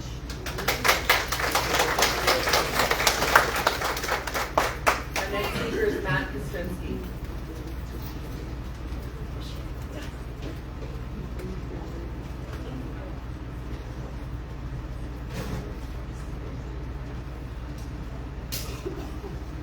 Good evening, Mayor and members of the City Council. My name is Matt Kostrensky. I'm here today representing ASPE Local 127. First, I want to thank the City Clerk for their timely work in posting the applications and making this process so efficient. Second is, this appointment is a significant decision for the city's future. We appreciate the opportunity to provide our perspective. We've reached out to all the candidates to understand where they stand on key issues that are important to our members, such as supporting a civil service commission, fair bargaining, and other union-related work for issues for public works employees here at the city. While it's inspiring to see so many passionate individuals step up, we believe that there is a specific role and a certain qualification that is essential. We also saw that previous appointments earlier this year selected a candidate with a strong background in government is a crucial benefit. We appreciate that. The appointee with prior experience understands how the city department functions and how to effectively navigate the complexities of government. This knowledge allows them to hit the ground running, which is vital for maintaining the continuity of city services. We all witnessed the council's remarkable ability to work together civilly over the past 9 months, even when faced with sharp disagreements. We appreciate that. This collaborative atmosphere is a testament to your professionalism, and we believe it is a standard that must be upheld. Therefore, on behalf of ASPE Local 127, we ask that you prioritize 2 key qualifications of your decision. 1, experience. Choose a candidate who possesses a strong background and knowledge of government process. And 2, someone who will continue to be respectful, collaborative tone, like you all have shown here today in this last 9 months. Thank you for your time and consideration. We look forward to seeing your continued leadership. Thank you so much. Next, we have Lindsay Holmes.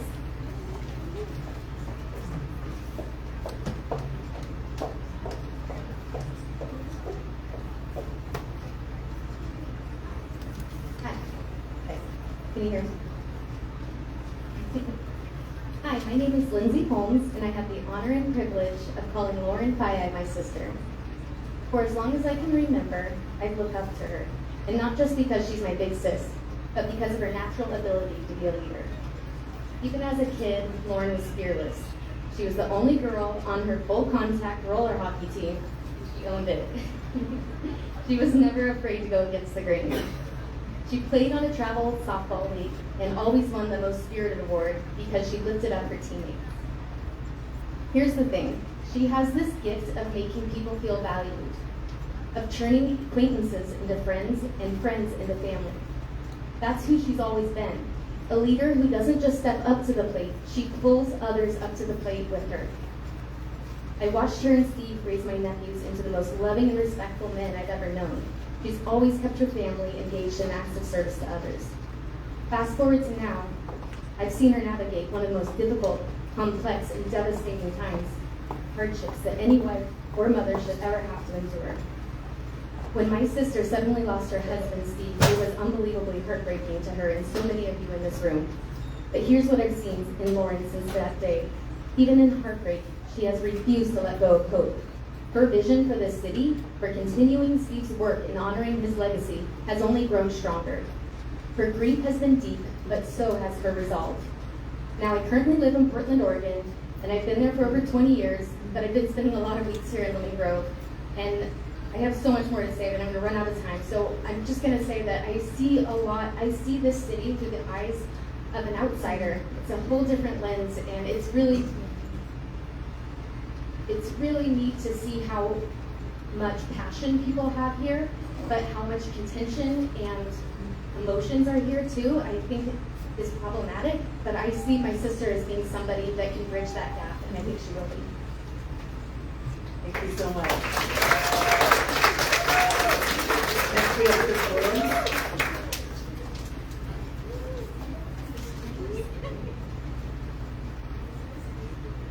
Good evening, Council, Mayor Snow. I normally just go off the cuff, but I did take some notes because I know how important it is.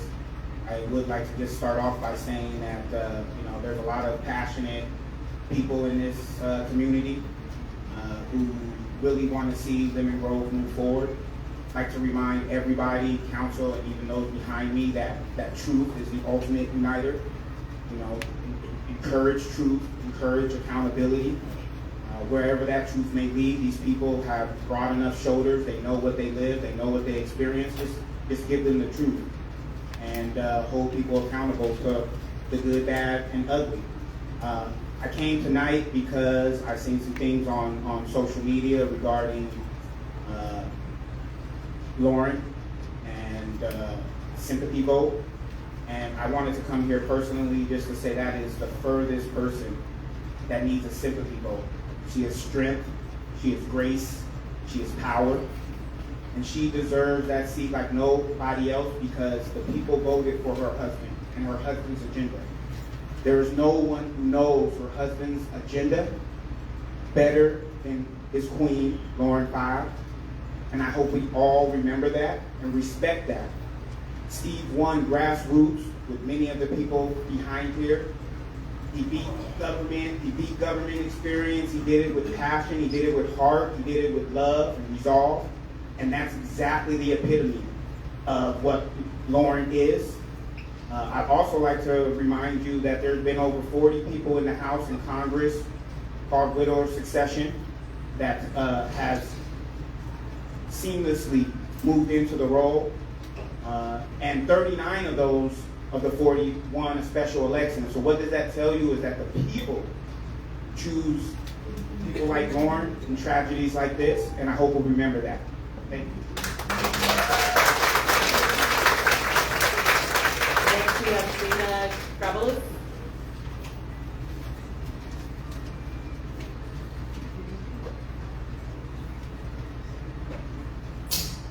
Hello. Well, I have to shorten my comment very much because, like a lot of people that are here, I came to support Lauren. She did a beautiful presentation about why she's trying to get appointed for the seat. I think there's a lot of people here who are qualified and who have passion for the city, and I encourage them to run in 2026 and be appointed by the people of Lemongrove in an election process. But in this particular situation, Lauren is not just qualified, but is also continuing the legacy of her husband. She carries the same values, same vision that Steve had for the city, and she campaigned alongside with him. She was a pillar of Steve's campaign. So I think it's a deeply respectable and honorable thing that she's running, and I think we have to give her this respect and honor to let her finish what Steve has started until the next election in 2026.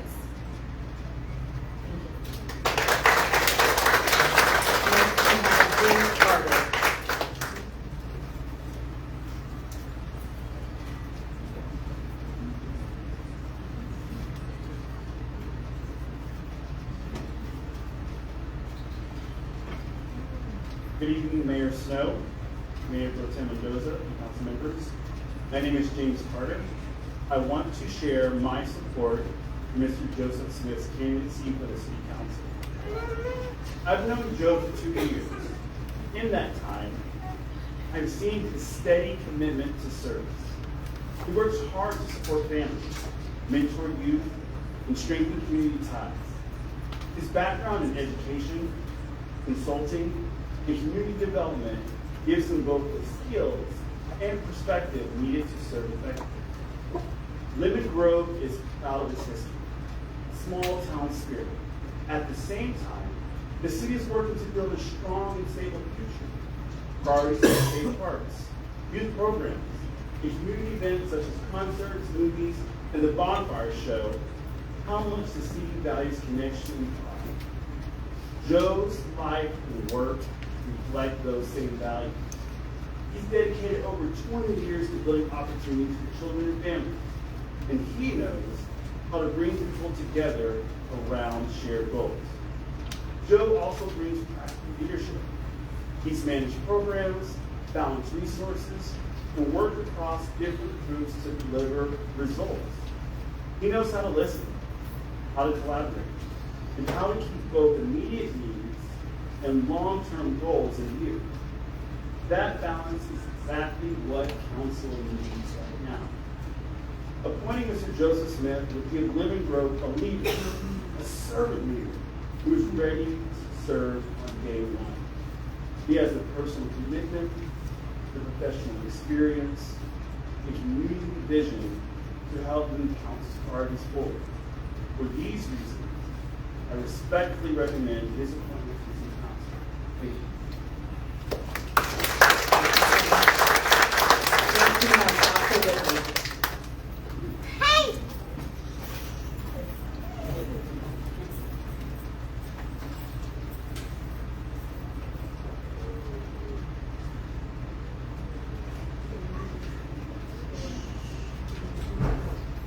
Hear me? Okay.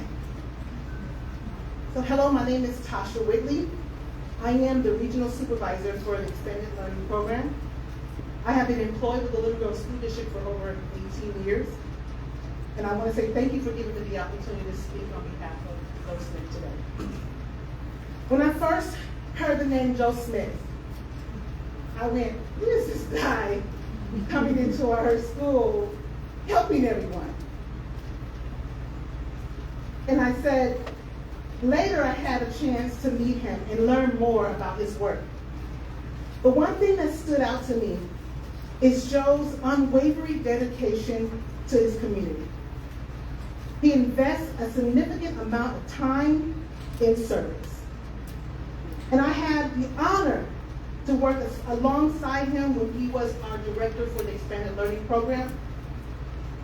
In that time, Joe always, and he still does, He always described himself as a servant. And this is not just a title for him. He truly embodies the spirit of service. He exemplifies the pillars of our character that we promote in our after-school program. And the 6 pillars are trustworthiness, fairness, kind, sharing, caring, responsibility, commitment to our community, and respect. He constantly puts the needs of others, his community, his family, his friends, and co-workers before his own. Joe has a unique ability to make everyone feel welcome and accepted. No matter where he goes, he makes people feel as though he knows them. Okay, I believe in being passionate about Joe being a part of your team, and I just want you to accept him and vote him as a Thank you.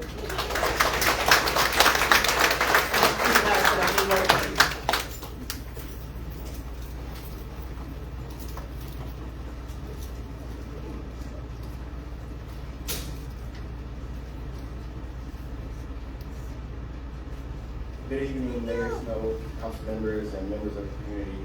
My name is Johnny Wilburn, and I serve as the president of San Diego Alumni Chapter of Alpha Phi Alpha Incorporated. And I sit on the board of governors at Harriet Tubman Village Charter School. I live in Chula Vista, but I left work today to be here to support you. Now, Joe and I don't always agree. He's a 49ers fan, and I'm a Cowboys fan. Y'all can imagine how that works out for us. But when it comes down to leadership and community service, we're eye to eye. So I work with Joe on committees, and I know he'll be a working board member because he's already shows up and participates. I've seen his leadership in Alpha Phi Alpha boards where he's been steady and dependable. I also saw it when he invited me to speak at Monterey Heights STEAM Academy Multi Assembly. Joe was engaging with parents, teachers, and kids. He listened, encouraged, and made people feel comfortable, and that's real leadership. Joe's commitment runs deep. Last year during the floods, we stood shoulder to shoulder, filled sandbags, and provided those to the community. And what really stands out with Joe is his budget experience. He understands how to manage resources and make every dollar count, whether it's restoring community center, building family programs, planning events. Joe knows how to work within a budget and still delivers results for the community. So this seat was left open by a tragic loss. But Joe is here to be a permanent board member, not just a stopgap. And above all, Joe is a family man. His wife Jasmine serves on the Board of Education. Together they're raising 4 wonderful children in this Lemon Grove School District. So I'm proud to endorse Joseph Smith as board member for Lemon Grove.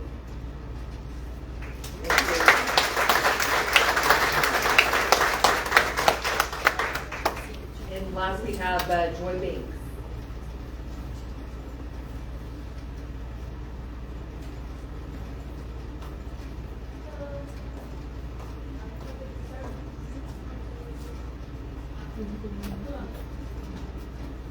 Hello to everybody that's here, that showed up for the community. Everybody, it matters. Everybody here. I mean, you're bold and you're courageous. I want to first thank our own city council here. I want to thank all the servants that are here. And those who show up on a regular.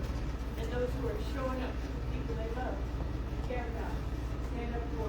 I want to speak. Yeah, speak right into that microphone. Yeah. I want to speak the names. People are always quick to speak the names of people posthumously. I want to speak the names of all the people that stepped up boldly and courageously who want to serve our community. All of you. J. Andrew Bass, Jennifer Renee Hopper, Jennifer Morrissey, Joseph Smith, Lauren Faiai, Manola Clark Manson, Seth Smith, Sophia, Elena Felix, all of you I want to give you courage. No matter how today turns out, I want to encourage you to continue to stand up, step up. You're needed. You're important. Your voices need to be heard. I want to also, we have a new plan here. And I heard some people speak, take it off too. I heard some courageously speaking up about housing, about our community, keeping it safe, about souls. And that's what's needed here. I heard a lot of love. I heard a lot of concern. You know, I am a housing first person. That's what I'm about. Housing first, not a bunch of Band-Aids and stuff like that. So I pray that whoever is chosen is a person that puts souls before potholes. Thank you.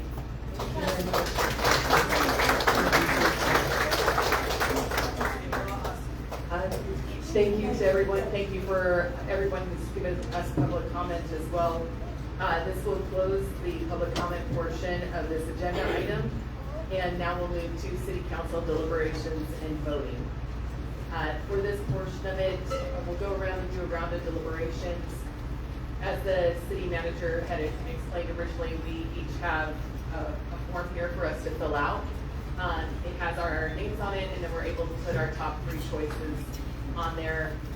This initial process is just iterative, so that we can kind of see where each other are at. It's not the actual vote. There was some confusion last time, so I want to make sure, like, this part, we're just trying to get a feel for where each of the different city council members are as we try to come to a resolution and fill this seat. I just wanted to also start out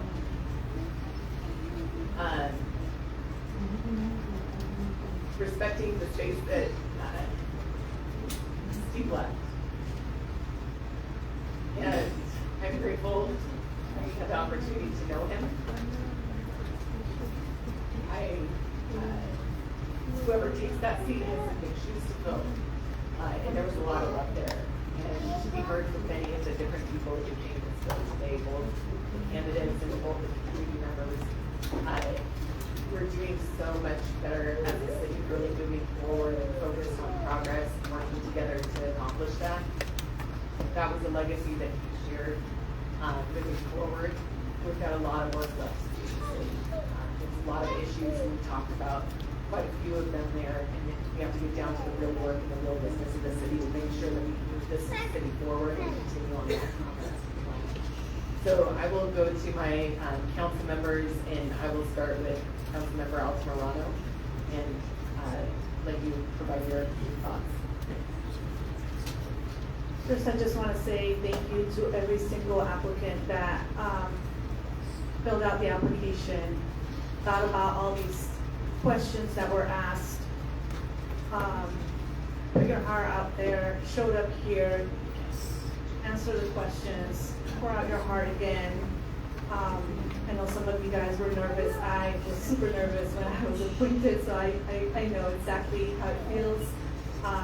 For me, I am looking to appoint a person that we can work with. There's a lot of work to be done, and I want to appoint someone that is able to work with all of us, that has the heart for the city. Some candidates have done amazing work, have great careers, and have a lot of experience in different areas. However, they're not involved with the community, and I'm looking for someone that is involved with the community, that knows the community, that cares for the community, and that understands the issues that we are facing. It's going to be hard to replace Steve Faiai. Very hard. And I am looking for someone that can unify us, someone that that I can work with. That's who I'm looking for. And that's how I'm going to cast my vote. Mayor Pro Tem Mendoza?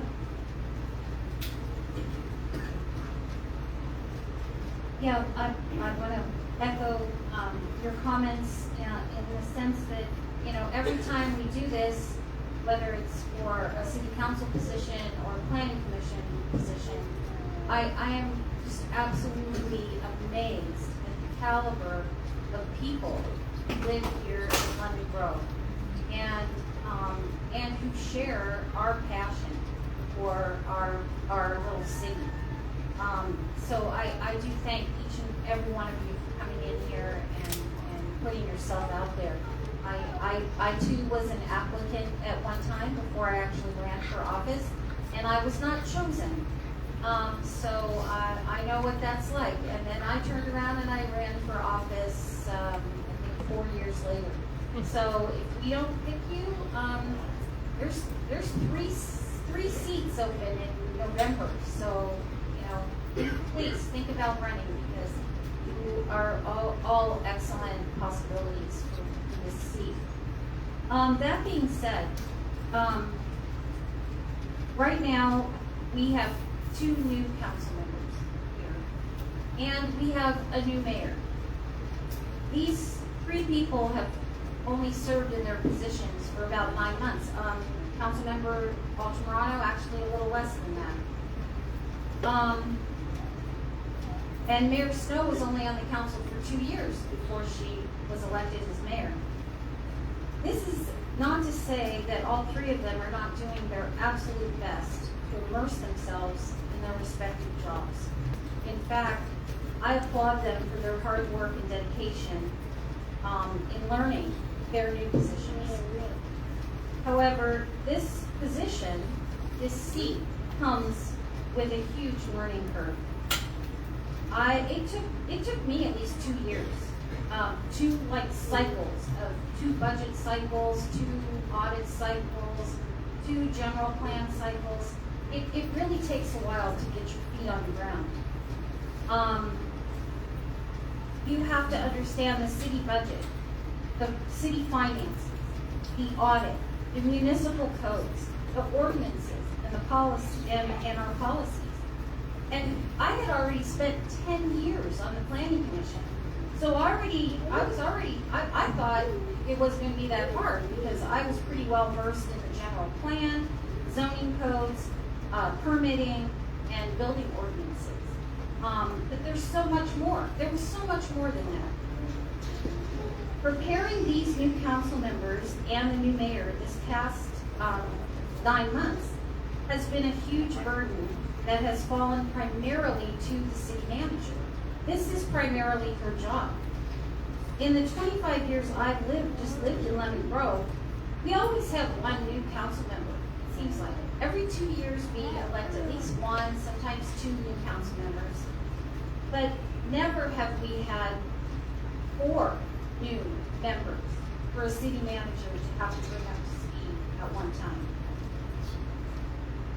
It is critical, I firmly believe that it's critical that we appoint someone on the council who has some institutional knowledge and experience to step into this job with minimal preparation from staff.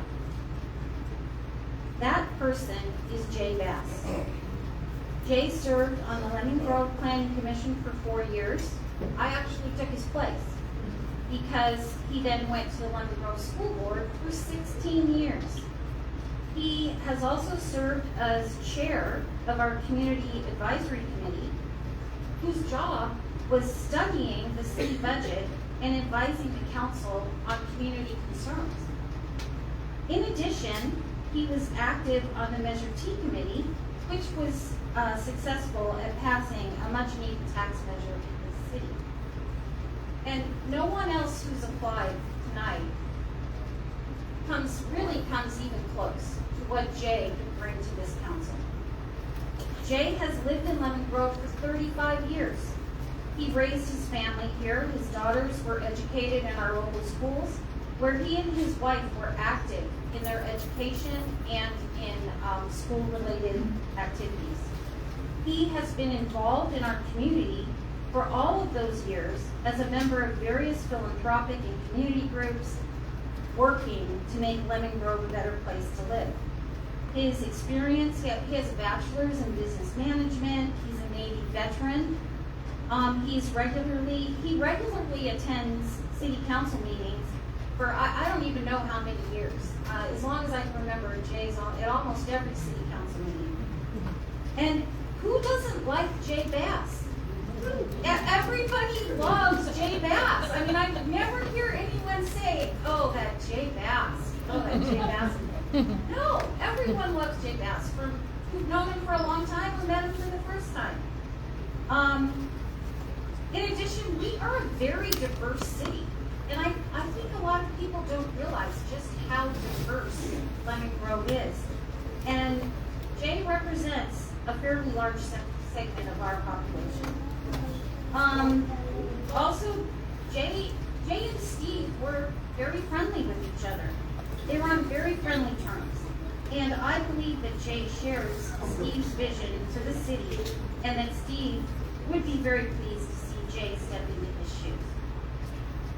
That being said, the other person who rises to the top for some of these very same reasons, and I will be casting my vote for, is Seth Smith. And Seth was very good at setting out his qualifications on the planning commission. And then the third person that I will be selecting is Joe Smith. As a Lemon Grove school district grandparent, I am absolutely amazed at what Joe has brought to the Lemon Grove School District for our children, and I greatly appreciate his hard work and his background in education and work experience is just exemplary. So I just want to let everyone know where I'm coming from and why I'm casting my votes the way that I am. Councilmember Herdia? I want to thank every single person that came today. Thank you so much. You guys all did a really amazing job. I really am looking at certain qualifications and certain things in the applications.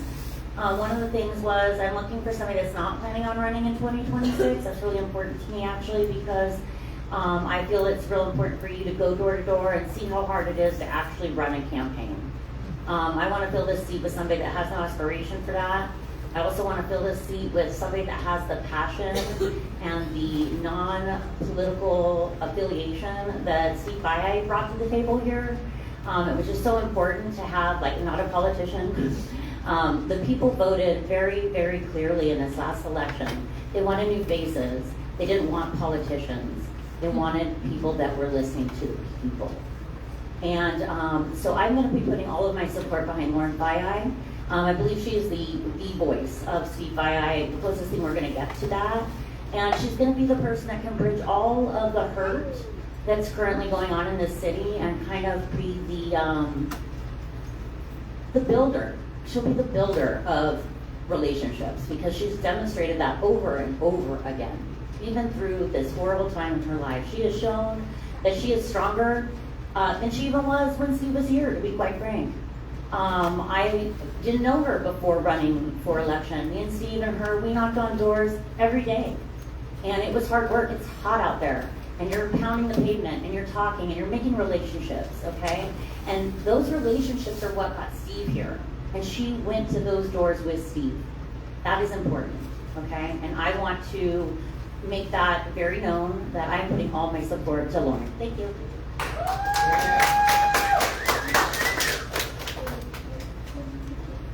So I just want to echo some of the points that we've heard and then give my thoughts as well. So for many of the same reasons in this, I'm supporting Jay Bass. He's someone who's been able to cross those bridges and be able to work with I haven't seen anybody who hasn't been able to work with Jay Bass. Also, he has been dedicated and adhere at all the meetings. So whoever has to step into this seat needs to know what's been going on the council. They need to understand, have been at the priority sessions, have been at the different type community workshops, And he's consistently been there at all of those events, just as a community citizen, just as someone who wants to participate in that. And to echo the points that Jessica was saying, not really political. He is doing this as another way to serve his community. And so Jay Bass is also my top pick. I'm also supporting Joseph Smith. I've seen his work as well in the community, and one of the things is we do have an open rec center, but it's been difficult the city hasn't been able to afford to be able to provide free services there. So that didn't stop Joe Smith from saying, we need to fill that up. We need something for our kids to do. And so he's put together some incredible programs. And the chess tournament is just, if you have not attended that chess tournament, it is actually incredible. The vibe is incredible. It's turned into a whole cultural festival. And those kind of things are what brings this community together. That's real action that pulls this community tighter together. And then I also am supporting Seth Smith. He's been here also at the meetings. He also knocked doors and participated, and he's willing to do the hard things that Council Member Faiai just laid out. He also was out there listening to the community. And I also see him with our business community and interact with them. A lot of our businesses are getting closer to getting their business doors open because Seth Smith has voluntarily provided pro bono services to be able to help them get those things done. So that's the reason I'm supporting them. But I will have to say that I am super impressed with the caliber of candidates that we have in this room. For Jennifer Hopper, I've seen you at the East County EDC, I've seen you in the chamber, all the incredible work that you're doing, and making this week is really hard because we need somebody who understands business and can understand and communicate. And 100% I support how you're trying to, the problem that you identified, which is the lack of trust between the businesses and where we're at with the city and how to rebuild those. And please do bring those resources to us. I'm gonna get your phone number from that and we'll pull you in because that's an incredible asset to our community. Jennifer Morrissey, you're right up at the top. And again, this is one of the things, the skill set that you bring with the executive experience, but also we've got a dearth of public park space in our community. We've got something where we're trying to start that. It's the other committee that we've established. And I would love for you to be a part of that and work with our Mayor Pro Tem Mendoza and our City Council Member Faiai on helping us get that across the finish line, getting more park space activated, what it's gonna look like. And so your talent and skill set is absolutely incredible. And then I got to meet Sophia Elena Felix at a recent volunteer event. She was incredible and she showed up with food, and if anybody knows me, I'm food motivated. And so it's wonderful to see these active faces coming into our community, these incredible volunteers that come with a wealth, and she comes with a wealth of experience in management, in contracting. So this was pointed out early on by Mr. Bass. This is a win-win situation. And then last but not least, I want to say how much Lauren Faiai has been a shining light in this community. And Steve and Lauren are an incredible asset, tribute, just an incredible light. I would love to see you continue to rise in these spaces and continue to bring Steve's legacy to light. And this is a really tough decision for me to make, but I hope you continue to be that bridge for us no matter what happens today, because that's what we need. And you are one of those people because of who you are and your heart and the love that you have. It just exudes from you and your children, and I'm just proud to be in the same room with you. Thank you. So at this time, I'll turn it over to the city manager and the city attorney, and they'll give us the next instructions.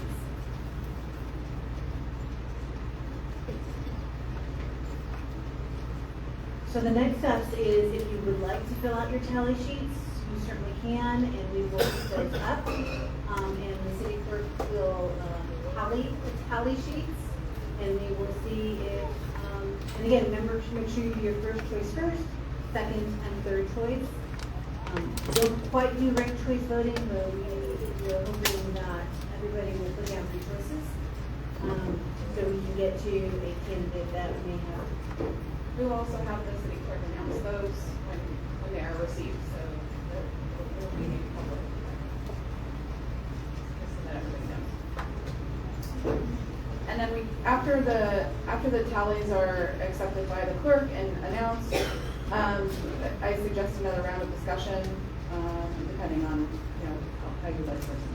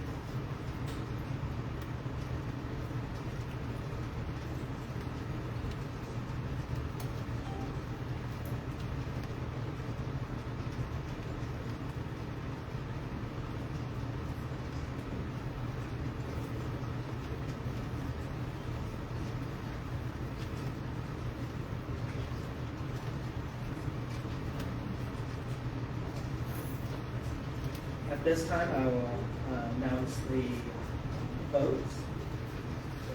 Council Member Faiai cast her vote. Lauren Faiai.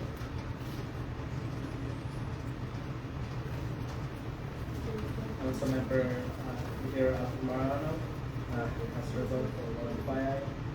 Mayor Pro Tem Mendoza cast her vote. First choice, Jay Bass. Second choice, Seth Smith. Third choice, Joe Smith.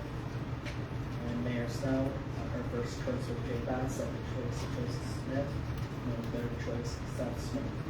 We had a tie between Jay Bass and Lauren. So that's not a vote. The reason we gather that information is so that you can narrow down your field and then discuss further amongst yourselves how you would like to proceed. If there's a tie, you can of course make motions and seconds and try to vote through it if you'd like to. If there's a tie and you cannot break the tie, then it's a no decision. So if there's no decision, then we can proceed either to call a special election, but you would also need a majority vote to call a special election. And that we're not here to decide the special election tonight. We're only here to decide on the appointment. So I'm just telling you, if there's a tie that cannot be broken, then that's a no decision.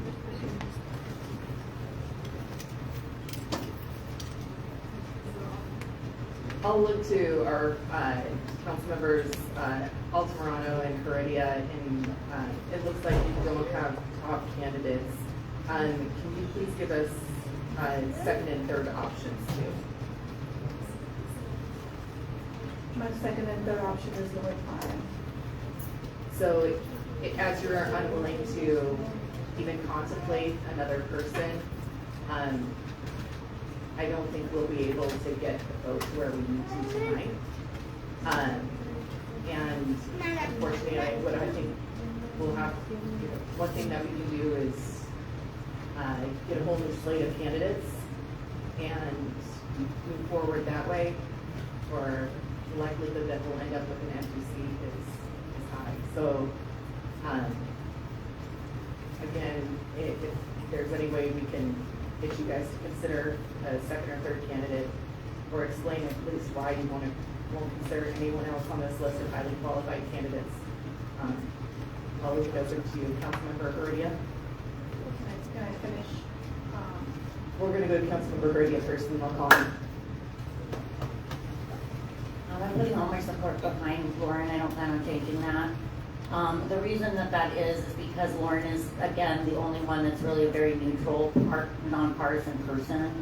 I love BJ Bass, you're great. We work well together. I've been on other committees with you, but you've been on a lot of committees over the years, and it's time for the new voices and this younger generation to come in and build. And that's where we're at. So, you know, again, I think it's really important. This is a very traditional, common thing that happens in government all the time.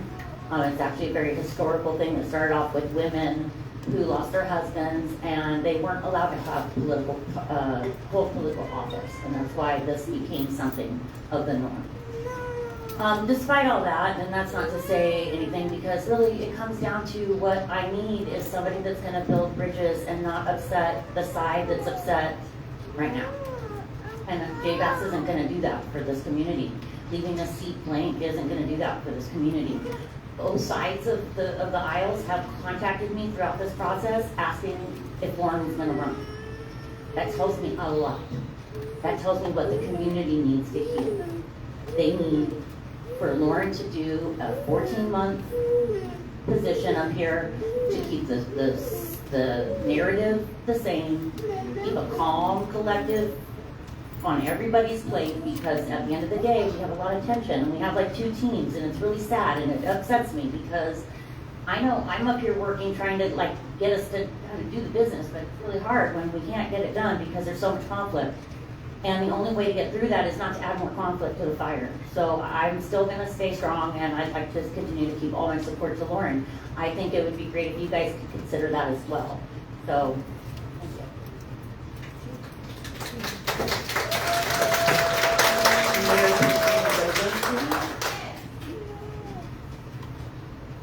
Well, I think I was pretty clear on how I feel. I want to protect our staff. I want to get work done. I don't feel any conflict with the four of us. And if we go on with just the four of us for the next 14 months, then so be it. We haven't had any issues like we've had a lot of support. And so this is one thing where it looks like we don't agree, we don't want to compromise. I am not in favor of a special election and what that will cost our city. So my motion is that we're done. I move, staff is looking for direction, and I move that we've come to an impasse, and that's our direction. Do you want to make a motion for your choice and have it fail? Sure. I move that we appoint Jay Bass to the empty council seat.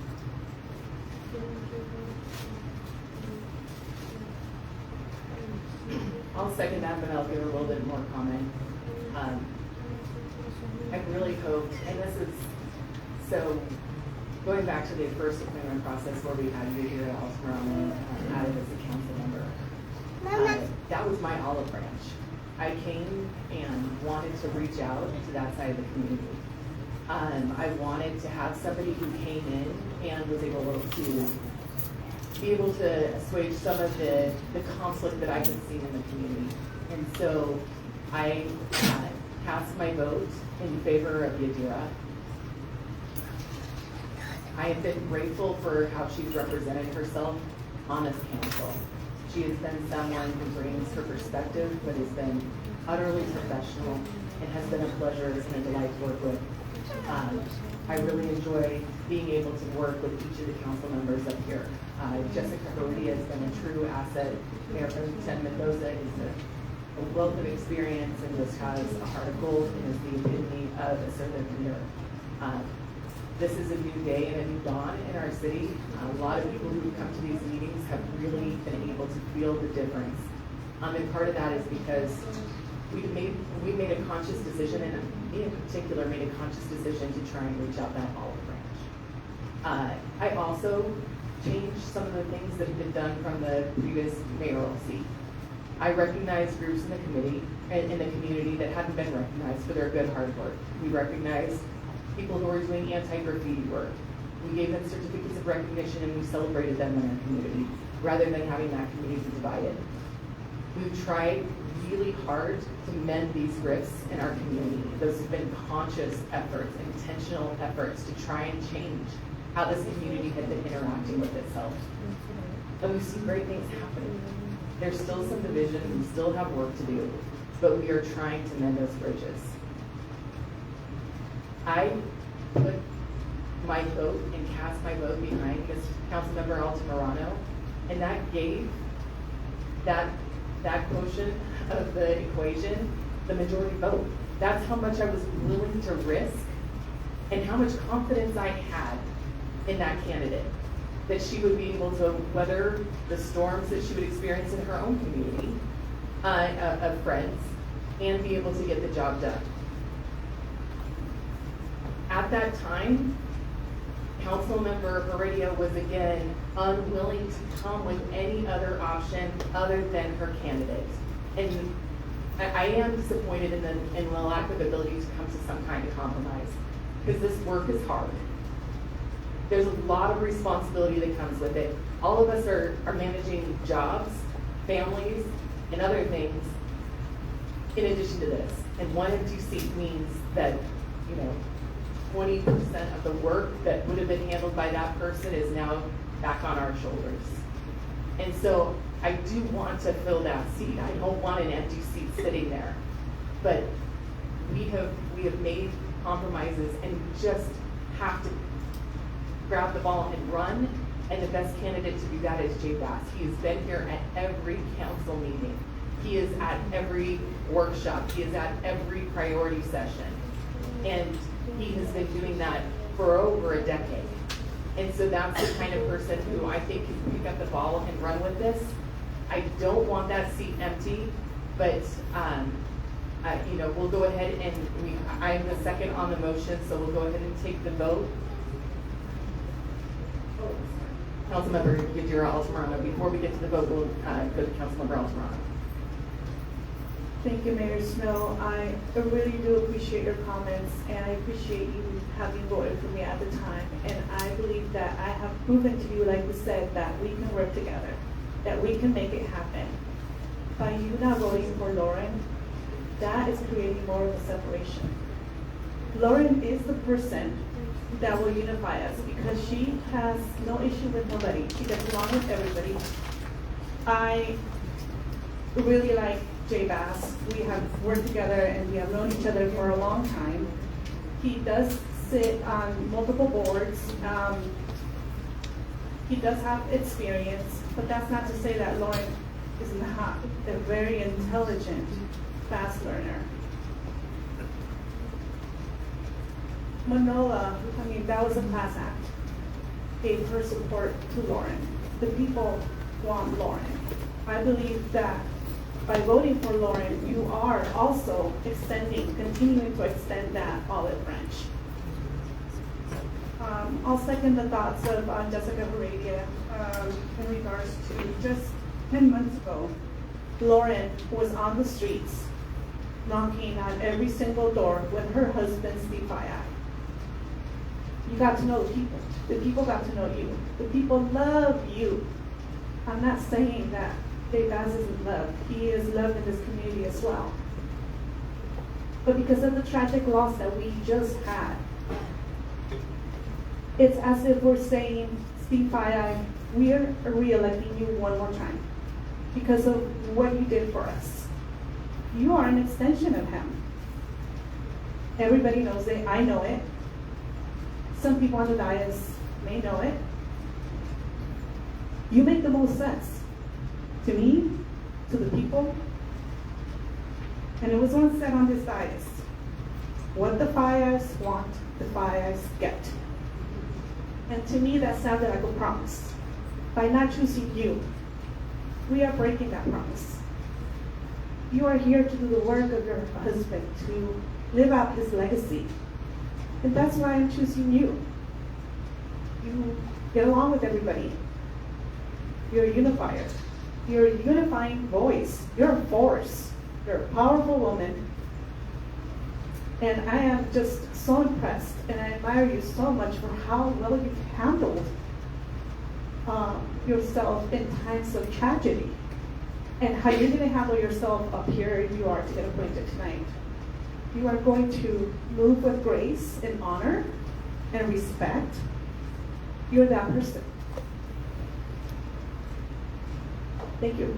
Thank you for applying, and thank you for being here tonight. Thank you for being that person, not just for us here, but for everyone in the community and the extended community in East County. You are well known all over East County, Santee, La Mesa, OB. I see how you carry yourself, and I'm just inspired by that and want to work with you. And if we don't choose you, we're making a great mistake. We can work together. We can continue to work together as four of us up here because we do that well. But we need to fill that seat. And my vote is for you.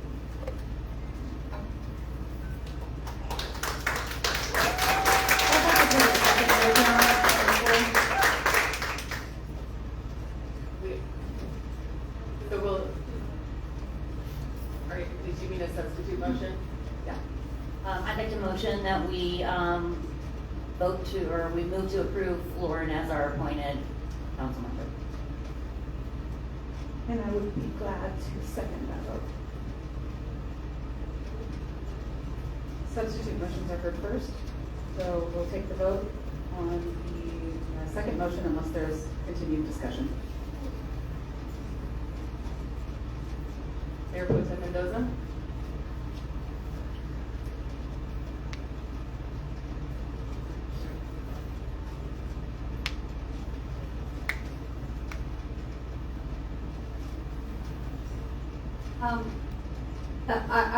I don't want to, I have to say something because I don't want to feel like I'm not sympathetic to the situation. I lost my husband 2 years ago, September 3rd. Same thing, heart attack, shock, total shock. I know exactly what you're going through. I know how hard it is to stay strong. But I believe that what's best for our city right now is to get someone who has some experience up here. And I am standing by those three people. I'd take any one of them. I'm willing to compromise. And if it's Jay Bass or Seth Smith or Joe Smith, I'm just asking my two council members to please fill the seat and try to compromise with your other council members. We've thrown 3 names out of the 7 people who were up here. That's almost 50%. And it saddens me that we can't come to a compromise on this. But it is vital that we have someone with experience, or I think we have no one at all, because we cannot bring another person up to speed in the next, in just a year. It's just gonna be a year. So I urge you, if you really wanna be on the city council, any of you who have applied today, run for city council next year. Let the people decide on you. And I say that to everyone. So I feel very strongly that we have to have someone with experience up here.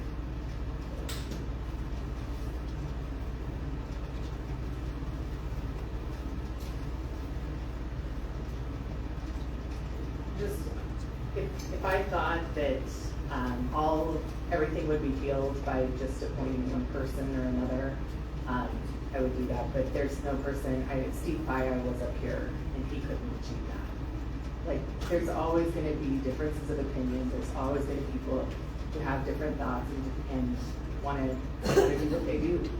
And that's what makes us a community. That's what makes us rich, that's what makes us diverse, and we're stronger because of it. But I don't think that picking one person over another is gonna heal those ones.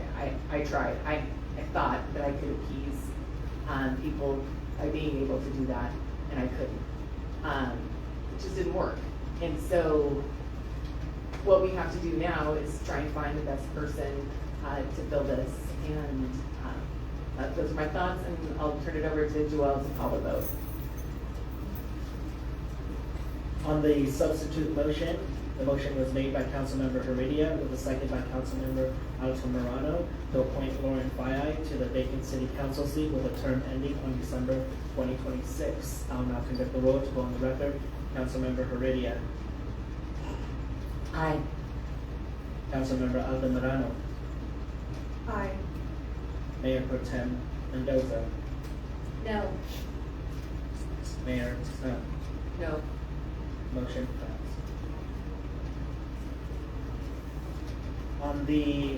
Back to the original motion. The original motion on the floor was made by Mayor Pro Tem Mendoza with a second by Mayor Snow to appoint Jay Bass to the vacant council seat with a term ending on December 2026. I will now conduct the roll to go on the record. Councilmember Altamirano. No. Councilmember Heredia. No. Mayor Pro Tem Mendoza. Aye. Mayor Snow. Aye. The motion passed.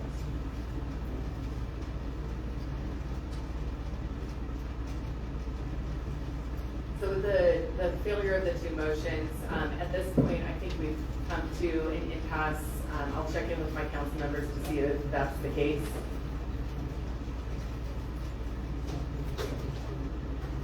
That is the case for me.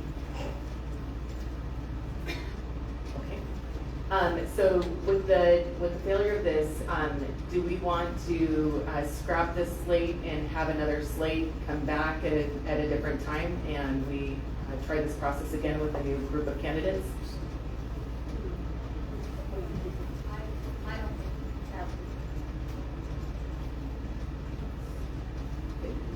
So I would like to at least come back and try again, and be able to see if there is somebody in the community that we can reach some consensus on. So I'd like to take another stab at it because there's still an empty seat there. If you'd like to, we can have staff bring back an alternative report that would give some alternative ideas about how to make the appointment, or whether the council would like to consider a special election. Yeah, I'd like that. Any other options? No? Okay. Oh, Councilmember Altamirano? I would question, what does that mean? Does that mean that? Well, the mayor, for example, suggested perhaps a slate of new candidates. That could be an option to consider. We can bring back, different methods of the appointment process that might help break the tie. And then, of course, the alternative is a special election, and get feedback from the city council. If there's no consensus, then, continue to try. The law does say shall appoint, shall call a special election. However, it also requires a majority vote in order to do so. So I think it may be a good option for us to bring back some alternatives for you to consider and see if there's a way to break the ice. But that's up to you. You direct us. I'd like to at least have some options.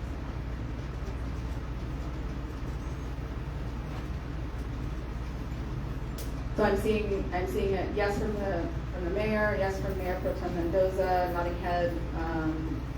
Council Member Faiai, would you like to see alternatives? Okay. And Council Member Alto Morano? Okay, thank you. We have direction from the City Council. We will bring back alternatives for your consideration at a future meeting. Thank you. So that concludes that agenda item. Next, we will move to the City Council meeting reports. This section of the meeting is dedicated to oral reports from the City Council about meetings attended at the expense of the city. A report should be brief, use brief summary of the meetings attended in their capacity as city official. As a reminder, we want to be careful to keep these comments brief and to stay within the boundaries of the Brown Act. This includes matters that are not on the agenda. Start with Council Member Alvarado. It's been a while since I've reported back, but on August 6th, I attended a briefing with, meeting with staff. August 11th, attended a League of Cities luncheon honoring Steve Faiai. On August 15th, I attended a VFW fundraiser dinner. On August 16th, I attended a food distribution, delivered food to about 35 seniors at Hanukkah. August 18th, I attended a Conferencia de Mujeres Emprendedoras with Magnolia Women. On August 22nd, I attended the neighborhood grand opening. Councilmember Alvarado, let's give everybody a moment to clear out so we can hear. And then if you can keep your conversations outside, that way we can be able to get this on the record.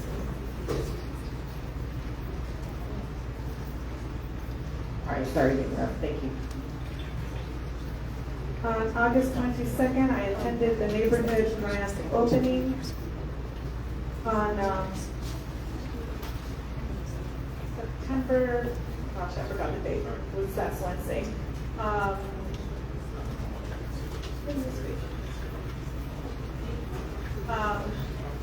I attended a business expo put out by Chase Bank.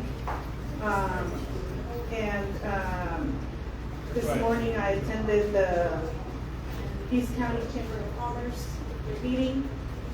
And that concludes my report. Thank you, Councilmember Alvarado. I'm so sorry. I apologize. One more. On August 16th, that was a food distribution day. I also did meet up with a former employee of the city of Lemon Grove. We had a meeting and discussed different concerns in the community. Yes, that's my last one. Next we have Councilmember Burton. On August 7th, I went to the La Mesa Chamber Summer Bash Expo. On August 7th, I went to Metro Wastewater JPA, where they're still trying to get to the vote on the SARA agreement. August 11th, I was at the League of California Cities. August 11th, I also had a joint briefing with Lydia and Councilwoman Mendoza, who actually wasn't able to attend. August 16th, I went to the VFW Post 2082 for their summer picnic. August 17th, I attended the JPIA New Council Members Training Conference. August 13th, I attended the Lemon Grove Lions interview by Channel 8. August 14th, I attended the Lemon Grove Coffee ribbon cutting. August 16th, I was also approached by former employee David Larkin that wanted to talk about some issues that he had with some stuff at the city, including permitting and the city manager's performance. August 15th, I was at the VFW Tri-Tip Dinner fundraiser. August 22nd, I was at the neighborhood grand opening ribbon cutting.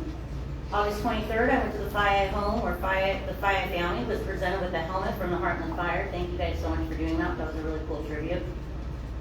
8/25, I went to Sacramento with Lauren Faiai to the state capitol where her husband was honored and remembered for the work that he did here and beyond. 8/28, I went to the sheriff's substation ribbon cutting, which was really cool. I'd never been inside the building because I don't do bad things. 8:30, I had a phone meeting with Public Works Union Rep Matt Kostrinsky. We spoke about Public Works employees' concerns as well as discussion on the recall. 8:30, I went to the Sunshine House Restoration Project by the Lemon Grove Forward Club with the Home Depot as a community partner. They were looking for volunteers from all over, and I'd like to possibly discuss getting Home Depot recognized for the work that they did because they donated a lot of muscle and a lot of items, materials. I mean, in the thousands. Then September 4th, I went to Metro Wastewater again. And then September 12th, I was at the League of California Cities Padres game with Gadira and Mendoza. Yeah, and also Saidi over there too. She was there. Then we went on the 14th with the owner and marketing director of I-9 Sports to bring, and actually Councilmember Altamirano was with us, and we're trying to get, we're looking into the programs that we'd like to bring here to the rec center when we bring the programming back, and they were a really great option. They had 3 different platforms of which we could participate as a city, and it looked very affordable and accessible. So very excited to bring that to you. Also, I did go to a East County and Santee Chamber Women in Business grant writing seminar yesterday. And I went with Yadir and we checked out the progress of the Acacia Street storm drain repair and rebuild, and it's looking at about 3 more weeks on the progress for that. Thank you. Mayor Pro Tem. One more thing, sorry. When we were at the state capitol, I saw the coolest thing, this book. A book about Lemon Grove. No, it was in the gift shop. Steve was with us. I mean, there was no way he wasn't. To be in a gift shop and this book to be there about the incident, the Lemon Grove incident. It's written in English and Spanish. I highly recommend it. I'll post it on my Facebook page, and you can, I'll put the information on how to get it. Mayor Pro Tem Mendoza. So, just so you know that I actually listened to what you guys were talking about. The I-9 Sports, I signed my grandson up for a couple of their programs this summer in Mesa, and they really are pretty, okay, so I went to this Sandag Transportation Committee on September 5. It was rather a large, or a long meeting. We discussed the, let's see, I'm not going to go over every single thing. This was the Home of Guiding Hands project, and then there was a extension for the City of Carlsbad's active patient grant. And just like a reminder, it's just not, these extensions aren't just automatic. You've got to get your other people on the board to recommend it, because last month we didn't approve Carlsbad's grant. They had to redo it and come back, and we approved it. I think you were at that meeting. And then we got the TDA the Transportation Development Act triennial performance audit, and an update on the San Diego International Airport. If you missed it, they had a preview on Sunday, and the ribbon cutting is on September 23rd. And then we also touched on some ideas for the airport transit connection project. On September 11, I attended the MTS meeting, and they brought up the financial sustainability plan, and one thing on the plan was raising fares 10%, and the executive board recommended that.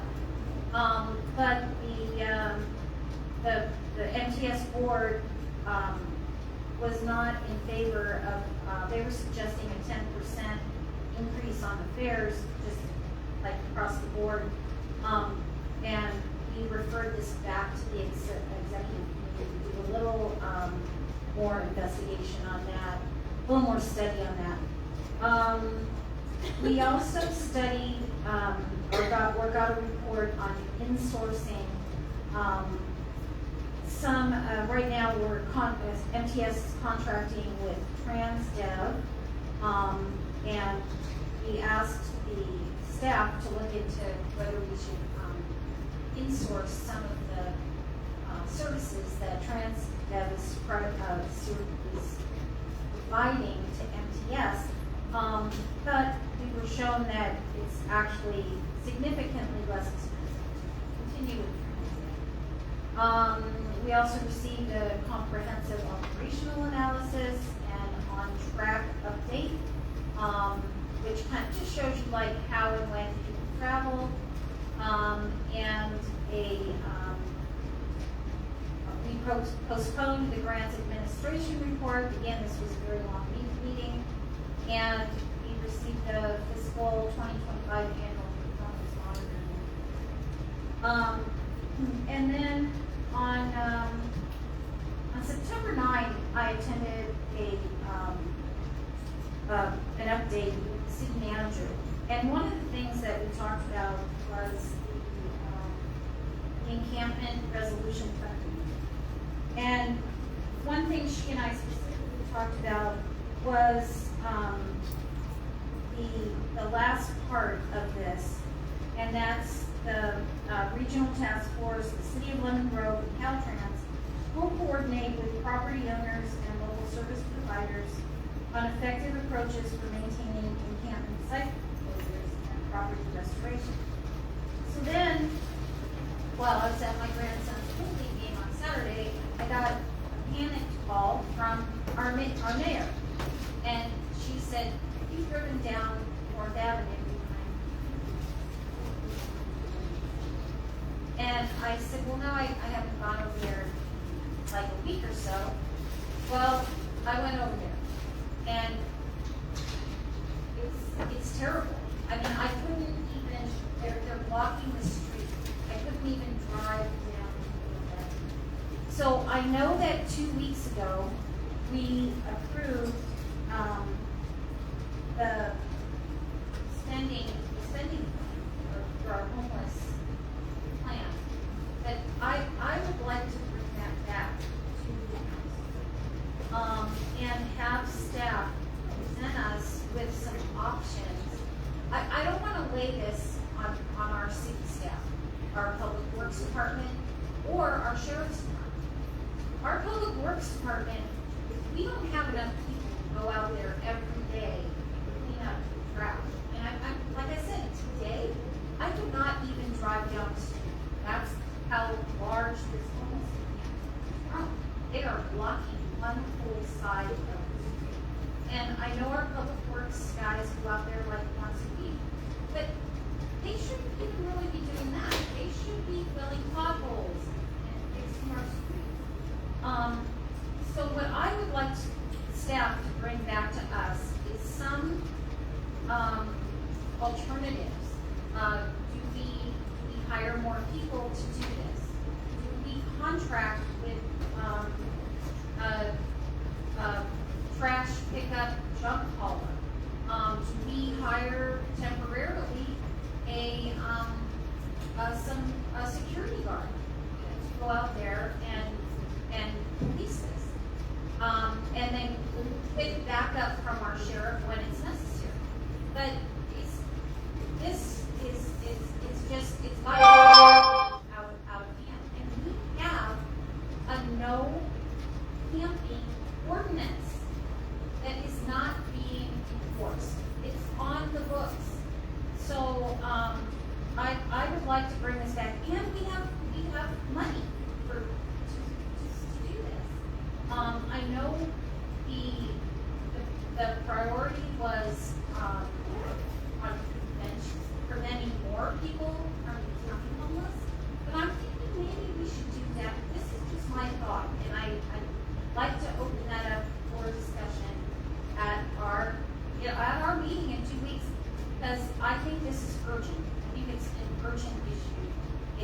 gotten way worse and way out of hand than it's ever been. And there's people that live on that street. There's apartment complexes there. There are homes there.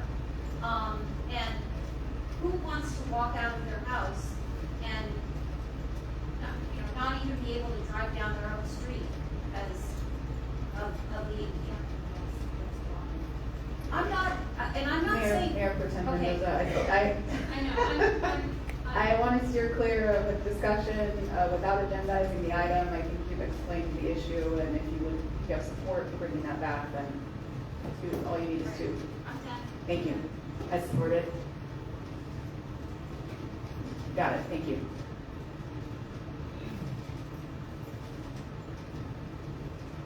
Councilmember Altamirano?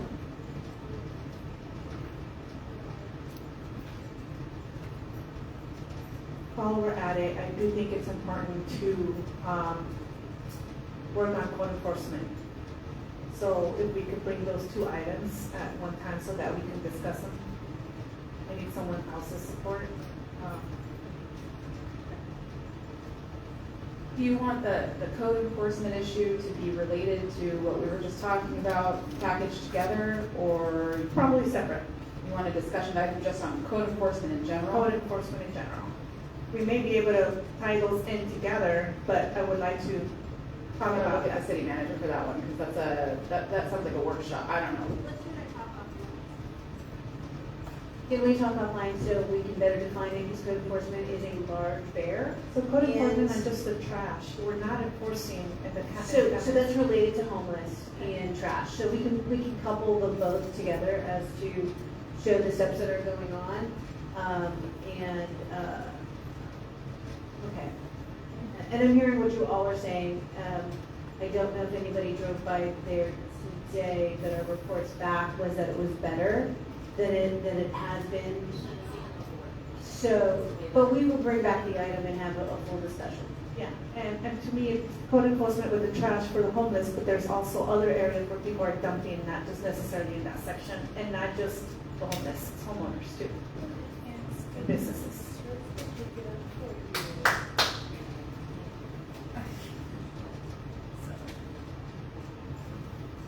I hear the code enforcement issue, we'll start off by coupling that with the item regarding the homeless issue, and that may give some clarity with regard to the code enforcement process. And we can focus in a little bit more. All right, so I'm gonna start with the last 2 weeks since last meeting, and then I love my favorite home. And I try to recreate it as much as possible for August, so if I miss anything, I'll fill in. So on September 3rd, I attended a meeting with a group called Circuit. They are focused on last mile services, looking for opportunities to build a network that will allow, once you get off the trolley or get off the bus, to help you get to that last mile of where you want to be, and possible grant opportunities. On September 4th, I attended a meeting with Susan Arias and Chris Ramirez from MAC, which is a group that provides affordable housing. So they actually build affordable housing projects. So we're trying to bring more affordable housing into Lemon Grove, and when I say affordable housing, I mean affordable for the people who live here. And so right now, at our last look, we had built 0 homes for people who are anything less than moderate income, and moderate income is dependent on the area median index. And at that time, low income for a family of 4 was $143,000 a year. Most families in Lemon Grove don't make $143,000 a year, so we built 0 housing that was affordable for purchase or for even renting at that level. So we're looking to bring housing into our community that can serve the people who actually live here. And so that's one of the objectives of meeting with this organization. I also met with the San Diego Soul, S-O-L. The woman's name was Amy Cleveland. What they do is provide rec center services. So they're a full service operation. They have, I think, 10 different campuses across the county where they provide rec center services. They have a very interesting program. I really enjoyed my conversation with her and looking at different programs out there in the community that can help bring more things to our children. I also attended the Lemon Grove Farmers Market, and I had the opportunity to meet with the family of Irma Perez and with some of the folks who had witnessed what happened to her. On September 8th, I attended the League of Cities event, and on September 9th, I prepared for a very long SANDAG meeting that we had. So I went over to SANDAG and was able to meet with some of the executive leadership over there to explain one of the closed session items that were coming up. I also am part of the audit committee selection. So we're looking for people to sit on the audit committee. So we're looking for the next person for that for SANDAG. On September 11th, I had the opportunity to meet with our Lemon Grove School District's superintendent, Mariana Midson. Talked about issues in our community, opening up the bathrooms at the rec center and how we're going to fix those, and different ways we can help support our joint requirements for healthy and safety communities for our littles. I also attended the Lemon Grove Farmers Market. I also went down and met with members of Crisis House and with the Regional Task Force on Homelessness, and took a look at what was going on. The good news is that we are making a significant dent in actually getting people housed, and we'll have an update on the latest number of people that we've been able to not just get into a house, but also provide those necessary resources and services to help make sure that they're the most full version of themselves they can be. On September 11th, I also met with the staff for Assemblymember Lachey Sharp Collins and communicated with the Assemblymember regarding Senate Bill 79 that impacts housing in our communities.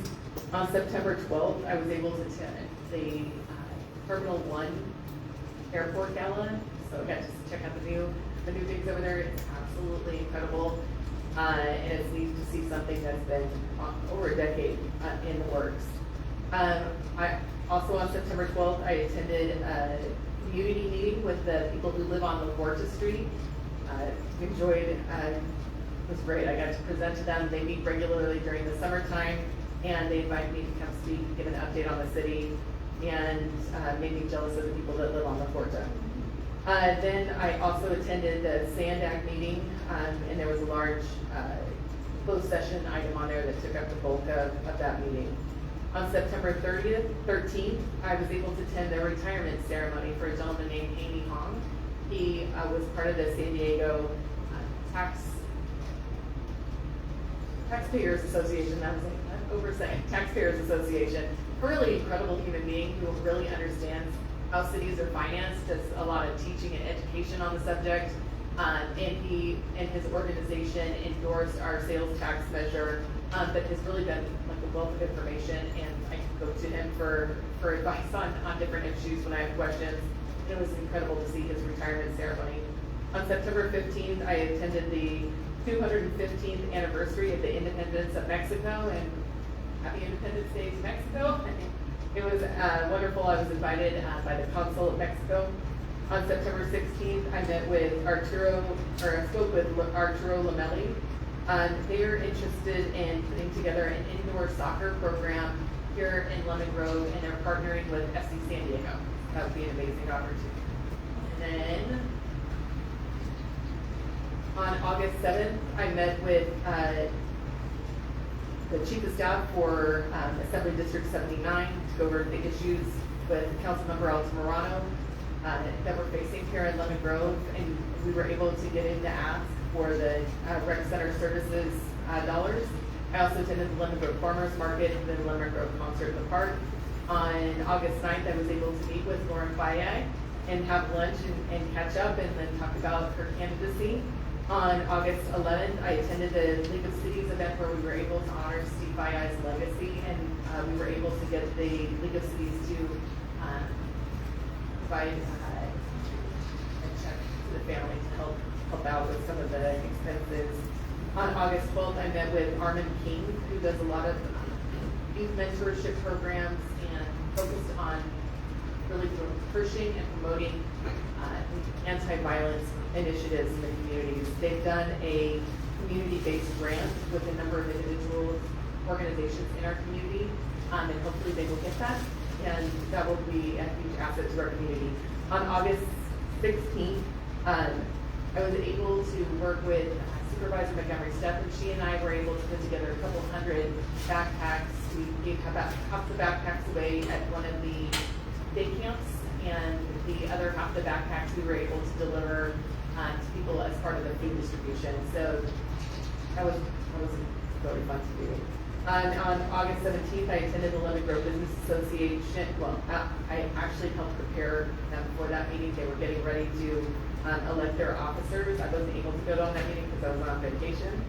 And then on August 19th, I attended the East County Chamber of Government Affairs. And I also met with other Sandag representatives and our Assembly District member on some of the key issues that we have facing our area. And then legislative capacity. On August 20th, I attended the East County Economic Development Council. On August 22nd, I attended the ribbon cutting for the neighborhood.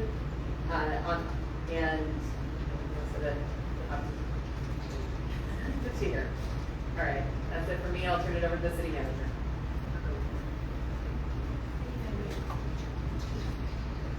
Thank you, Madam Mayor. Just want to make an announcement for those of that, for folks that are still here. We are sponsoring a free bulk item drop off, so instead of dropping it in public right away, take it on Saturday between 9 and 12 for free. We just need proof of residency. You can also drop off your e-waste. You can also do shredding, all free of charge. And we are giving away compost. So if you need compost for your home, we're giving away free compost. We will not accept household hazardous waste items, which are light bulbs, batteries, pesticides, herbicides, that type of information. The full flyer is on our website, and I have some hard copies over there. And then I want to turn it over to Lieutenant Barry to make an announcement.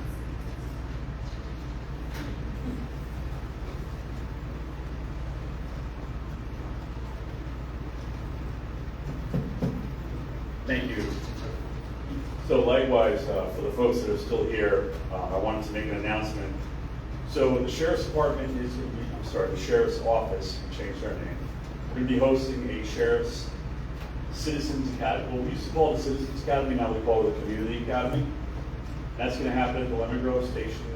Well, we're sponsoring the Academy. It's going to happen at the library in the community room. It's going to be in October, each Wednesday of October, 6 to 8 o'clock. So there's flyers up there, QR codes if you want to RSVP, if you'd like to attend. It requires that you attend all 5 of them. So the Academy is going to, really what it is we're going to pull back the curtain and give everyone a chance to see how we operate, what our police operations look like, our specialized units. We're going to have guest speakers coming in. It's going to be something really good for the community to come and see us and get a good look at how we do what we do and why we do what we do, and plenty of question and answer sessions, and it's going to be really good. There'll be some VIPs there, including hopefully the sheriff will be able to attend, and then also there'll be a lot of table partners there to give out information such as recruiting. Maybe someone wants to become a deputy sheriff, I don't know. But this is a great opportunity for the folks that are going to be coming with children that can't find childcare for the children. The city manager has spoken with her staff, and they're going to provide services to watch over the little ones at the rec center while we're having our events. So again, that's each Wednesday night in October, from 6 to 8. We're looking forward to that, and hope to get everyone that we can there. Make sure you reach out to all of your constituents and let them know we're excited to do this for the community. Thank you. Thank you, appreciate it. That concludes this portion of the meeting. We will now be adjourned. Our next regularly scheduled city council meeting October 7th at 6 p.m.